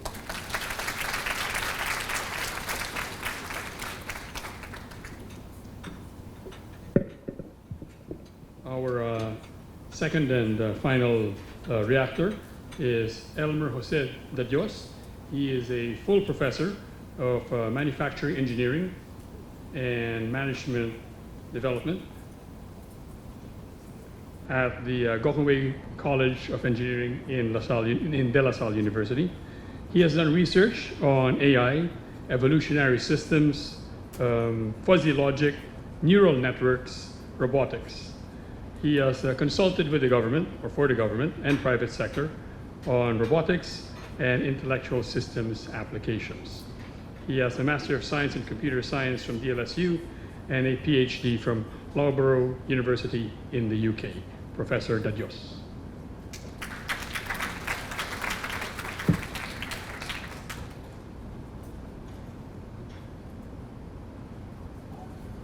Hello. Uh, Good morning, everyone. Following the discussions of our distinguished speakers, it is quite interesting to note that the evolution of the Industrial Revolution started in the 17th century. Back then, it was in 1760 up to 1840, where water and steam is used for mass production. This is the boom of the textile industry in the UK. At that time, literally, there was a revolution wherein a group of workers revolted and went to the manufacturing plants and destroyed the machines. And then the second industrial revolution happened in 1860s up to 1914.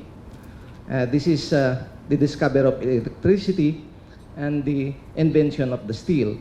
So electricity at the time was used for the mass productions, and the invention of the steel for construction. And this is the birth of electric cars and ships and airplanes. So this is the glorious days of the industrial revolutions. And then the third industrial revolution happened in the 19th and 17th centuries, wherein it is the digital world. So the focus there is automation, wherein fusion of mechanical, electrical, and electronics and computing, synergy of those knowledge will take place for manufacturing. So until now, we have the fourth industrial revolution.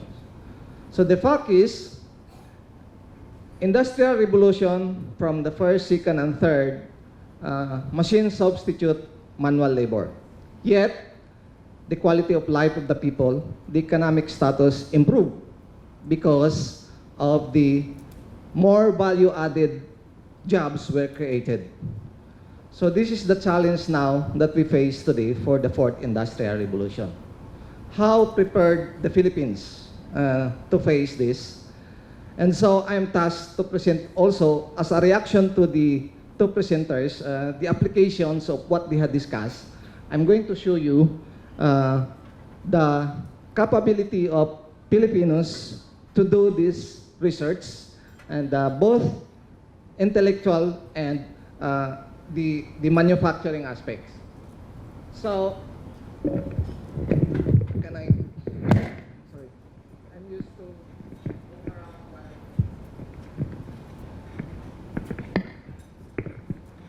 I'm sorry, I'm used on the classroom and walk around while giving lectures. One of the beauty of us at De La Salle University is we access grants.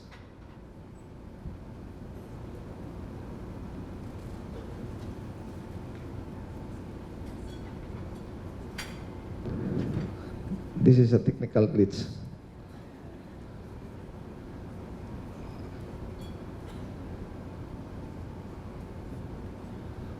Oh no. Can I? Okay. Okay. First of all, I'd like to acknowledge David here. We got this grant for automating the cocoa sugar. Hello. Now, this is just part of Industry 3.0, because I mentioned Industry 3.0 is about automation. This is not yet Industry 4.0. So I want to link Industry 3.0 to Industry 4.0. So the first project that we have is automation of cocoa sugar production. So the intention here is to increase production and quality control of the coconut sugar. As you know, our farmers, all over Philippines, coconut industry is number one. But the production of this cocoa sugar is a high value because it is rich in, it is good for diabetic and rich in glycemic index. So it opened business opportunity and livelihood to the coconut farmers. Now, the good thing here is that we have partners with the cooperatives in Ragay. So they are the one beneficiaries of this. So aside from that, we have partners with local governments and Philippine Coconut Authority. And I'm proud to say Jewel is here. We have partnered with Arizona University also with this. And other universities, Cebu, rather Bicol State University. So the idea here is to automate the production of cocoa sugar because manual labor is highly intensive. Farmers used to cook this one 4 to 5 hours to come up with the sugar, and then the quality of that sugar is, shall we say, not uniform. You can see on the right side for manual labor. So we opted a project funded by the USAID Stride to automate this one. So this is the picture of our machine that will automate that. We have a robot arm, and then we develop also a heater that will cook. So let me show you the, will you please play the video?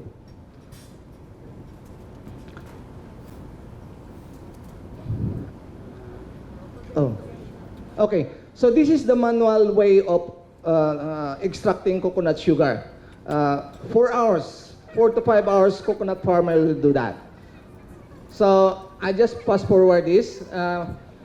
It is with heat, and then can you please back a little, please. Back more.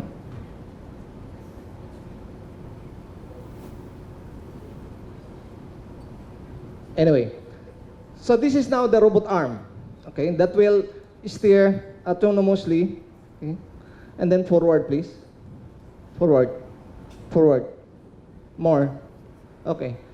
As time goes on, with the sufficient heat, that liquid becomes solid.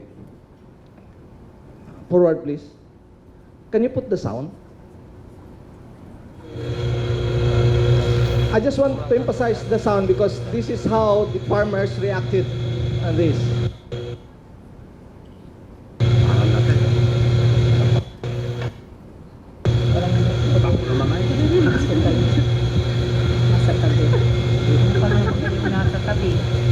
Pwede na yun eh. Katabi oh. Oh my God! Success! Problemado ko kanina. Ano kaya mabubuo yung tobacco? Parang gusto ko umiyak. This is very touching. The farmers in Bicol almost cried when this automated system was able to finish. You can see. Ay, naku po, Diyos ko.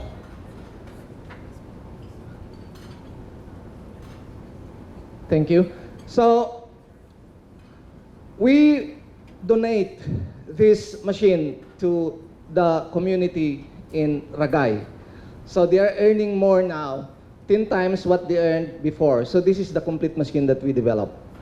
That is as far as automation of producing coconut sugar. Now the next project that we have is about the cat's all.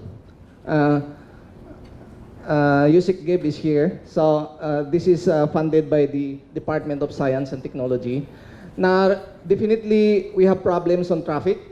So we know that the root cause of this is volume-based, and the other one is the behavior-based. So with that, we come up with a solution. We call it CATSOL. This is a vision-based system that incorporates artificial intelligence algorithm used for vehicle detection, tracking, and identification. So we have the whole architecture of the system. We have the vision, video analytics, and output system. This is what our distinguished speakers mentioned about. We have to develop an artificial intelligence algorithm such that our camera, our vision, we can understand the images and then know the plate numbers of the car and know what is the violations the driver violated. So this is our camera system. We have a computer and a server. This is a sample of the images, videos that we have to analyze. And at the right side, this is the preview. If you're looking at this, we have a TV here that will display for the driver's notification right away. So we developed now a system. This is a startup funded by the DUST. So it is a product, a software as a service. We have a vehicle detection and counting system, vehicle classification system, license plate detection and optical character recognition system, number coding, and so on. And it is also a data as a service. So we can process the video and analyze that, and then we can have automated database encoding system, and then video evidence storage and retrieval. And of course, we can make reports out of that. This is where the idea of having a decision support system, wherein whatever violations the drivers can have, we can have this, and we can support that one by proof that he really violated that traffic. So a sample of this, this is the product that we have. So we can identify the plate number. Now the peculiar thing in the Philippines is that the plate numbers of the cars have different versions. We have plate number in 2014, we have plate numbers in 2015, and the old versions. And aside from that, there are other kinds of plate numbers, so that makes very challenging for the programmers. So in this case, we can have a system wherein automatically detect the plate numbers and record that. And of course, based from the MMA days operation, there are operators that will verify the validity of this system. So the idea of creating, displeasing people to do jobs is what we don't want to make.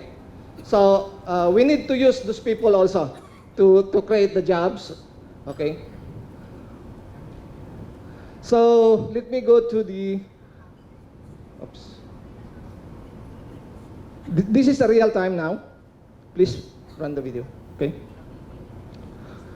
You can see how the system able to capture, while the cars are running, our system can identify the plate. You can get that one, record that.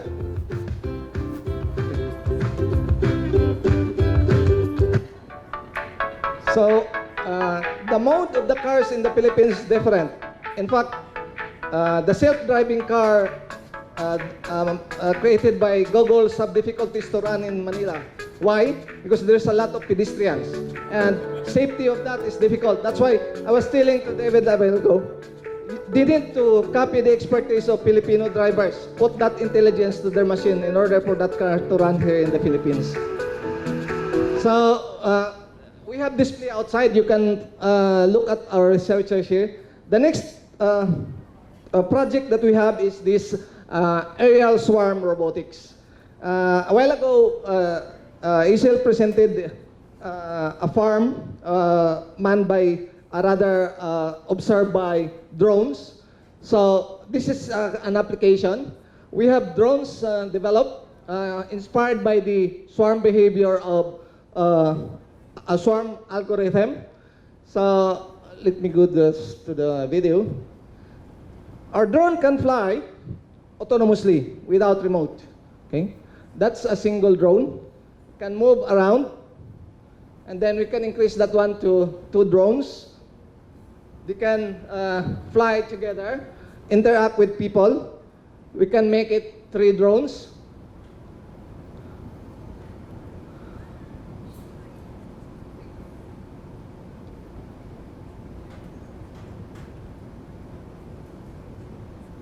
Okay. By the way, this is my lab at De La Salle. Peoples are moving around the lab. They can interact. Okay. You can walk around, but the drones avoids.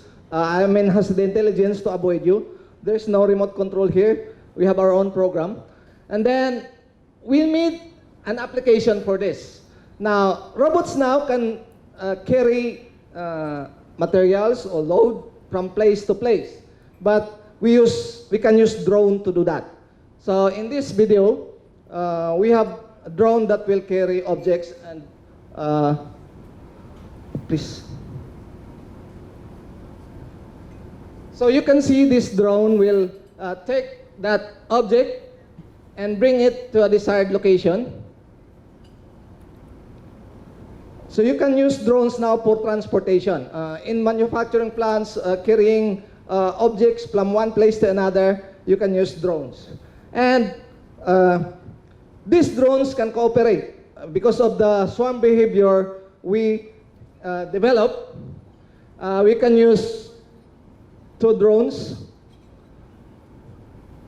and even 3 drones. If we have heavier objects, they can cooperate to carry these objects.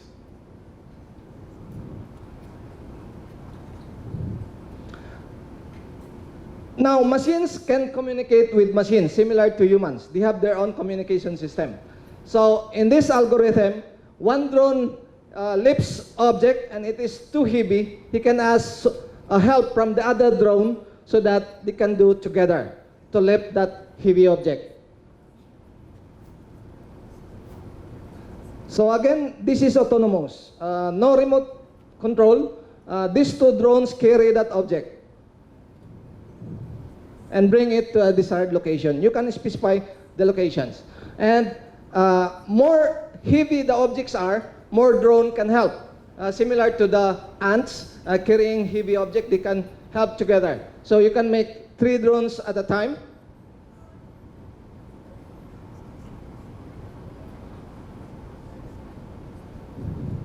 By the way, my students are outside. They're having exhibits on this. So if anybody of you are interested, you can talk to them also about the algorithm of this.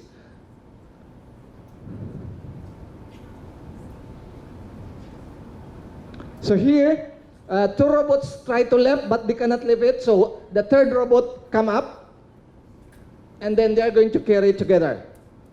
Okay. So with that, drones have intelligence. Now, how we attract our students to study science and technology? So we made a game. This science for them is fun. So we made a robot, flying robots that play together. We call it robot drones.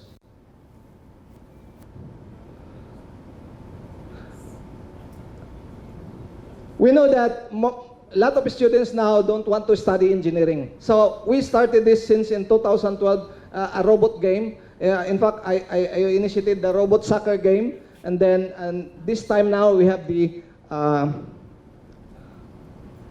drone game. So you can see here that students can use their hands to command the robot to fly. Okay. This is very interesting because the control of the robot is the hand of that person. We use a lip device and the marker for its robots.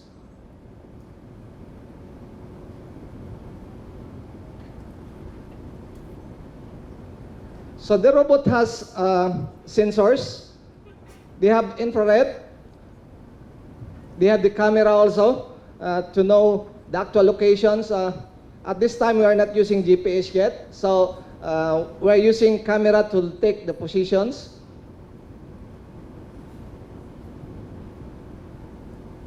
So this is the lip controller. You can see this automatically get the motions of the hands.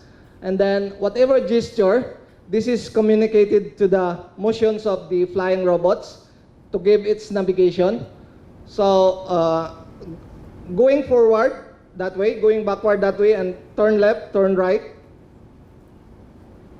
And then the robot will just fly, just like Harry Potter. You can command the robot to fly with your hand. Okay?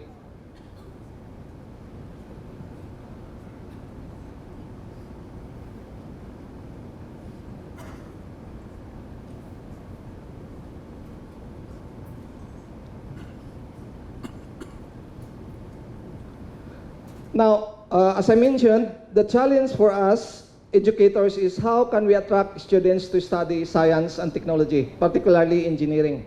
So this is a come-on for our students. You can see here that flying robot is controlled by the hand. Okay, so it moves up and down, and then it moves to the left, it moves to the right, okay, and then it goes up. So the quad goes forward and backward. Okay? And then they can have games out of that using two hands. One robot can fight against another robot. And then, so with this, there's a game now. We call it Game of Drones. Okay? So you can see two robots flying, and the two students can control this using their hands. This one, okay? So once the robot is in parallel, you can fire. So to fire it, you use this motion. So you can have scores, okay? So every time they are in parallel, the robot, whoever's opened the hands first got the score. So that's the idea. Now, another application for our flying robot is to the farms.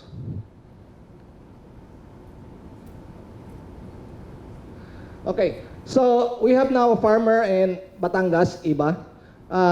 He has a big farm, and he wants to look at the growth of his farm vegetables. This is high-value vegetables, and we can identify using our robot will flying there and get the images of those plants, and we can analyze the condition of the growth of the plants. At the same time, even the disease of the plants. So this is now ongoing with partners in the Iba, Batangas. So that's the thing that we Filipinos are now prepared to face with this fourth industrial revolution. So the thing that we want to emphasize is that all stakeholders should work together. The stakeholders from the government, from the industry, from the academy should work together. For example, I cite you our experience. In our catch-all system, we need to give notice to the owners of the car who violated it through, can be email or can be through post mail. However, the data of the owners of that car is not available to us. It is from the Land Transportation Office. So we need to, in our side, it is very difficult to convince them to share with us the database. So that's the big challenge. How government agencies cooperate each other so that we can develop a very sophisticated product for them. Thank you very much. Professor De Dios, please have a seat here, and I'll call the other panelists back to the stage. Could I call on Stephen, Yasuyuki, and Mr. Sobel to join the professor? I want to make one comment, if I could, about your catch-all system and how important it is for countries like the Philippines. There was a wonderful study done in the United States estimating that if we could achieve free-flowing traffic conditions in a dozen major cities like San Francisco, Denver, Dallas, they would increase their regional and local GDP by 9%. And for countries especially that employ like just-in-time delivery production systems like Japan, the ability to have free-flowing roadways that can get products and people to market where they need to be is absolutely vital to their economic competitiveness. So I think the types of things you're doing to help the Philippines deal with traffic is actually one of the most significant applications of Industry 4.0 technologies. We're constantly reminded here of a JICA study, Stephen, that I believe says, depending on how you interpret it, that we lose $3 billion pesos per day because of traffic, I think particularly in Metro Manila. But I was also interested in what the professor said about the challenge of putting the intelligence of the Filipino driver into self-driving cars. I think that will prove a challenge to any technologies. Could I ask for the questions from the floor? I would ask you to, yes, the gentleman in that table, yes. Could I ask you to introduce yourself and to keep the question, sir, could you keep the question short because we have a limited Yes, amount of very time? short. Go ahead. Thank you very much. My name is Florian Alburo, University of the Philippines. There was a bullet in one of the slides of Mr. Izel's presentation, which stated, adopt innovation principles, not precautionary principles. I am very disturbed by that because it should either be the other way around or give them the same billing. The point is that we need a good regulatory framework for technology and the products and services of technology. Because if we lose them through accidents, through injuries, then it will be very difficult for us to adopt those technologies. In particular, Uber doesn't say it is a transportation company. It's a technology company. Airbnb is is not a hotel company, it's a technology company. And of course, Facebook says it is not a media company, it is a technology company. In fact, the technology has been much ahead of the regulatory framework that is needed for that. In fact, also in the wild, wild west, motoring, there were no traffic lights, no speed limits, no driver's license, no vehicle inspection. We need a regulatory framework because businessmen will be able to adapt those technologies anyway. Their profit motive is going to be important for them, but we need a regulatory framework. Whom would you direct that question to, Dr. Alburo? Mr. Izel and of course Mr. Sawada. The reason is because if we have a regulatory framework, then we need a lot of people. When Tesla brings its autonomous vehicle to the Philippines, it will not be able to know what is a tricycle, what is a jaywalker, what is a pedestrian. It will need a lot of pictures of all of those which are fed into the AI of the vehicles. And that's good business, good employment for the Filipinos. Because there are millions and millions of tricycles, all different colors. You will have to identify them. Otherwise, it will be like the accident in Florida last year in which a semi-autonomous vehicle of Tesla had an accident because it could not distinguish a truck which was a color white. Thank you very much, Dr. Alburo. Thank you very much. Stephen Yasuyuki, could you respond to that? So the very first bank in the world to introduce an online banking offering was the Dutch bank ING. And when ING went to Dutch regulators to get approval for the online banking offering, they were told, no, you can't do it. And the reason given was because they would put tellers out of business. Similarly, in the United States, it used to take up to 3 years for our FDA, our Food and Drug Administration, to make a decision about approving a new drug, determining its safety and efficacy. Now we've gotten the approval time down to 8 to 10 months because regulators are empowered to have a conversation with innovators about what a drug needs to do to pass particular clinical trial stages. So I think our point of view is not that there should be no regulation at all, but that we should do a better job of experimenting with new regulatory approaches to support innovation-based industries. This is why we see 20 countries around the world with regulatory sandboxes for financial technologies, creating a safe space where they can test out new technologies and business models in an environment observed and controlled by regulators. So I don't necessarily see that it has to be either or. We can look for new systems that better regulate innovation-based industries. Yasuyuki. Thank you very much. That's an excellent point. First, I'd like to point out technology. There are technologies well established and involving almost no risk. For example, in order to drink water, we use the glasses. And using a glass in order to drink water, almost there is no risk. Of course, you can break it.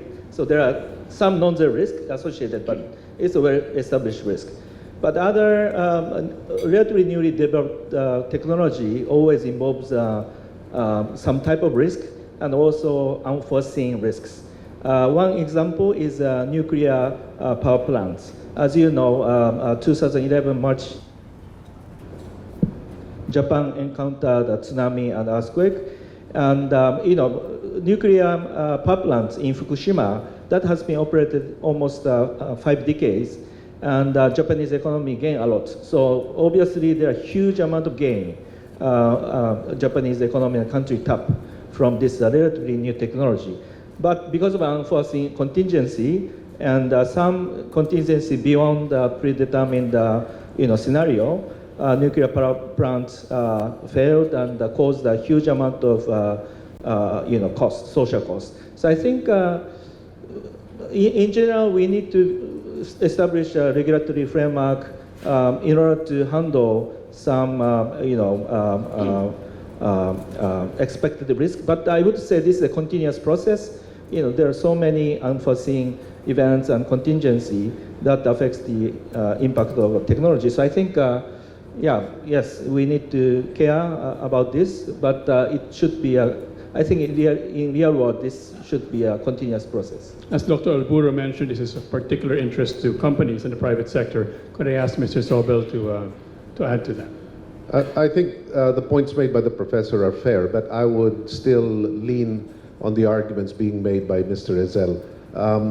Regulatory bodies, and I'm not saying regulation is bad, obviously you need regulation, but regulatory bodies tend to be structured around existing rules, existing technologies, and existing ways of doing things.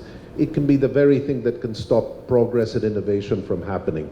We've seen it already. If you read the press, you've got a company like Uber, just to use an example, or Grab.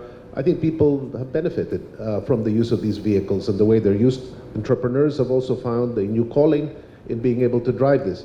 But regulation is around protecting, I guess, industry structures that are already in place. I'm not arguing that there should be no regulation. I would just argue that Mr. Zell has a point. We should overweight innovation as opposed to precaution in order to allow a movement forward rather than stay where we are. There's a question in this table. Yes, ma'am? Hi, good morning. My name is Celia Ilumba. I'm the director of the Philippine Textile Research Institute. It's an agency of the Department of Science and Technology. My question is going to be very simple. Dr. Isel and Dr. Sawada, I imagine you're both doctors. There's a lot of, so I don't know if that's fake news. Nevertheless, my question is, thank you so much. They are doctors. They are doctors. Thank you so much. You made a lot of references to the textile industry. The textile industry has been the base for the industrialization coming out of England, and that has been the base for the Industrial Revolution. So coming into the conversation on this, a statement was made that robotization, for example, is not really having a lot of percentage utilization in Asia, but in the Western world, in America, for example. On the other hand, Dr. Zawada, you mentioned that you believe that it's not going to affect us in Asia, because you were using the utilization from 2005 to 2015. Nevertheless, I think the argument is that robots are not really going to be in Asia. They actually are going to go to the Western world, where in fact the cost of labor is higher. My point here is, in upskilling our people here, that will be a very important consideration, which means that we shouldn't be looking at robots replacing people here, but rather replacing jobs which can now be onshored rather than offshored. So I just wanted to have your input on this as we look at how we can upskill our own textile sector, which I believe is really something that can really be enabled at this point in time. Thank you. So that's a very important question. And one concern is, as you mentioned, sewing robots maybe became scaling up and much cheaper to produce T-shirts. Currently, we have some numbers.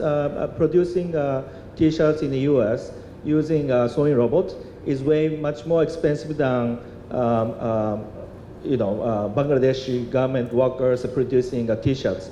So in terms of this simple cost comparison, we can be more optimistic. So, but this displacement may happen in next 10 years in the process of improved sewing robot. That's the number one. Number two, as I mentioned, actually in real setting in Asia, markets are really expanding a lot. So if you take some measure of middle income people around the globe, those who are having $10 per day up to $100 per day, if we take middle income definition in this way, now more than half of the global middle income population are residing in Asia, and this number and proportion are even expanding. So actually, seeing this expansion of income and market in Asia, I think a risk of offshoring moving to onshoring. I think that's way smaller, much smaller. We also have some estimates based on Indian data as well. So from these two perspectives, I think we are on more optimistic side. Would any of the, yes, Professor? Talking about the jobs for robots, we can choose some difficulty job that human cannot detect. For example, our crisis now is the bokbok, of the rice, the weevil. Now, our group was tasked by the Philippine PELMEC to create a system that can detect bokbok using audio. And this is difficult for a human to do, a person to do. So we can select, what particular problem we have to solve using robotics and automation. Any other, are there any more questions from the audience? Could I, yes, sir.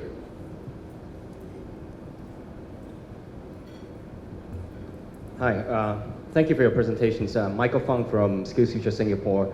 This question is directed towards Mr. Zobel, but maybe the rest of the panel can comment as well. So large corporations like Ayala Corporation clearly has the knowledge and ability to transform with the new technologies and what's coming and disrupting the industry. What can we do for smaller enterprises, small, medium enterprises, and what could companies, large companies like yourselves, do to help SMEs? Thank you. I think if you analyze industry structure, you'll generally see that any large institution or large corporation has a satellite set of entities that revolve around it. Clusters tend to be very important in economic systems of one kind or another. I think the world has moved from full integration to subcontracting, to working with others, to allowing others to specialize while you work. We have increasingly flexible workforces. So we do have ecosystems around us. And I think it is in the interest of everyone to work with the ecosystems rather than the central institution itself. So on that front, I completely agree. And I think more should be done to encourage, number one, institutions that bring these ecosystems with them.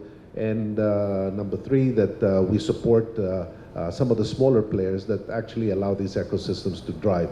Let me congratulate you. We have not, I think we've just met briefly, but Singapore has an extraordinary set of policies and skills in reskilling. One point I wanted to make is that we're all sister nations in the Southeast Asian area. There's so much that we can learn from each other. Half my learning, if not more, comes from ideas that I pick up from others, from other individuals, institutions. I think any culture that we can promote here internally, where we continue to share information of how others are tackling these problems, I think would be useful to all of us. Any more questions? Yes, the lady in this table.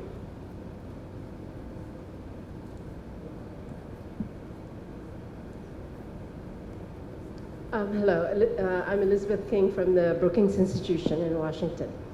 Both Mr. Ayala as well as Professor Dadios mentioned very quickly the point about the students, education, the academic institution, and the relationship of that and the Fourth Industrial Revolution, in particular, of harnessing that revolution. I would like to ask them to say a little bit more. What is it that, in fact, we are lacking in these aspects? Why are students not going into engineering, in particular the kind of engineering that you were talking about, Professor Dadios? And what can universities, what can the education system in the Philippines do to attract more students into engineering, mechanical engineering, and so forth? And I think Mr. Ayala has a lot of views as well about the education system in the Philippines, and it would be great to actually hear your views about this, because unless we do something about the education system, what does harnessing the Fourth Industrial Revolution really going to mean? Thank you. Before I give that to Professor Dadios, I had a conversation last week with an undersecretary from DOST and also the CEO of your APEX schools. And they pointed out that one of the problems is that we're just scared to go into further studies that involve math and science. And I'm not sure how to address that. Professor. Yeah, that's very interesting question. Actually, we in the academy really onto enticing students to do science and technology courses, particularly engineering. That's why we do competitions on the level of elementary, high school. The problem there is culture. It starts from parents. They want their children to become lawyers. It starts from the parent. So maybe education not only on the kids but also the parents. What is importance of engineering, sciences, and computing courses. So as far as we are concerned, for example, my professional organization, I'm one of the EXCOM of the Asia Pacific IEEE. IEEE stands for Institute of Electronics Engineering. We have these women in engineering. Because we lack women taking courses in engineering. So we have programs for the women in engineering just to attract and to give them professional values for this. So there's a lot of technique that there's a lot of models we develop, and luckily we at LaSalle we have so many women now in engineering. Mr. Zobel. Maybe to just follow through with the point of Elizabeth King on education. My ideas have changed fairly radically over the years, and I know we have a lot of academics in this room who know a lot far more than me. But maybe I'll just make a couple of points. There are many that can be made in the field of education. Number one, I think we have to be increasingly comfortable with taking people who finished high school and putting them in employment. It's the reality of our country. Very, very small percentage. If you look through, the primary school system to the secondary to college, very few make it to the college level. So the reality is that we have to create a system where people, number one, the corporations, we ourselves in Ayala for a long time only accepted college grads. We must be open to accepting high school grads who have technical certificates. And the same thing goes with the educational system. We have to get young people in certain areas and in certain fields ready to take on a job from high school, because that's the reality of our country. So the point I want to make is I think we should perhaps take a technical certificate that is adjusting to the new needs of society today and the new technologies as something viable and something students can aspire for and be comfortable with and not ashamed of. Generally, a technical degree versus a college degree in an individual, sometimes it's looked down upon. I think we should do the opposite. We should rebrand the Teslas of this world, maybe give them a new name, bring the skill sets up to the current needs of technology, and put it out there with respect. But I think the issue of properly certified technical schools is one area that I think we can improve on and give them a higher standing in our educational system. Thank you. Stephen, did you want to add something to that? No? I thought you were... Any more questions? The gentleman over there.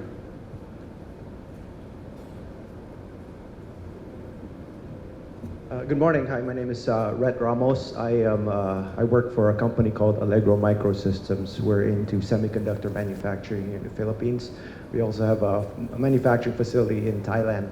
And our business really is to provide sensors that usually go into vehicles, and it's intended to address the safety features of a vehicle. And the reason I say that is because our company is embarking on a smart manufacturing initiative. Because we can't afford these parts to fail on the field, because we're talking about the safety of people when these parts fail. So we're putting a lot of automation in our factories. And I'm actually working with SAPI to try to push that within the semiconductor industry and hopefully grow beyond SAPI and just address it with the full Philippine landscape. And we're actually, along with my colleague Victor Gruet, I'm trying to use an existing model which is used by Singapore called the Singapore Smart Manufacturing. So it's an index that measures how mature you are to smart manufacturing. And I was concerned with Mr. Ezel's comment earlier when he said that the payback for industrial robots in the Philippines is 30 years. I'm just want a little bit of clarification as to what industry you're talking about specifically, because we as a company had looked into it. And the reason why I'm concerned is because if you say that across the board, everyone's going to say, okay, we're not going to do robotics because it's going to take 30 years to pay back. We did some. Now, we're not necessarily looking at industrial robots. We're looking at collaborative robots, which are robots that can work hand in hand with a human. They do the things that humans normally can't do with a higher level of precision that humans usually don't. And they're much less, they cost much less than industrial robots. They're programmable. And I just want to say, I just want to understand what is the basis of the payback, because we can't just look at replacing people, but we're also looking at increasing the quality. Robots don't take breaks. These robots are programmable, so you can have it do multiple things at a time. So can you just provide some clarification, please? It's 3 years, not 30, right? The payback? 30? He said 30. Oh my goodness, okay. So, first to emphasize that we emphasize greater automation and the adoption of more efficient production processes because that is instrumental to moving enterprises up the value chain and permitting the workers in those organizations to contribute to higher value added, higher wage economic activities. So that data was developed by my colleague, our president, Dr. Robert Atkinson. It looked at average wages in Southeast Asian countries and just was making the general observation that for most companies, they tend to think first about automating in higher wage environments, and if workers are paid less, because when they make investments, they're looking at the cost of capital, the return on capital, and it's easier to show that ROI when you're automating a higher wage job. Right. And that's why we're coming up with the data that in environments where there are, on average, relative to the global median, lower wage jobs, that there may be less incentive of companies to automate despite the fact of its benefits. So my only point of making, even citing that statistic, was to say there's a compelling public policy reason for policymakers then to work with companies to show them and demonstrate the benefits of these advanced automation practices for their ability to innovate new products and services, operate more efficiently, integrate in global supply chains. So I was only pointing out as a problem that policymakers might have to face and address. There's a lady in red over here and a lady in blue over there, but could I ask if that's you, but hold on. Are there questions from the back of the room? Back of the room? Okay, it's yours, ma'am. Hi, my name is Angelique and I work for an international nonprofit organization. We are implementing a workforce development project for senior high school students, and the aim in 3 ASEAN countries, and the aim is to prepare the youth for the digital economy. So we have 3 interventions: soft skills training, everybody agrees our workforce needs that.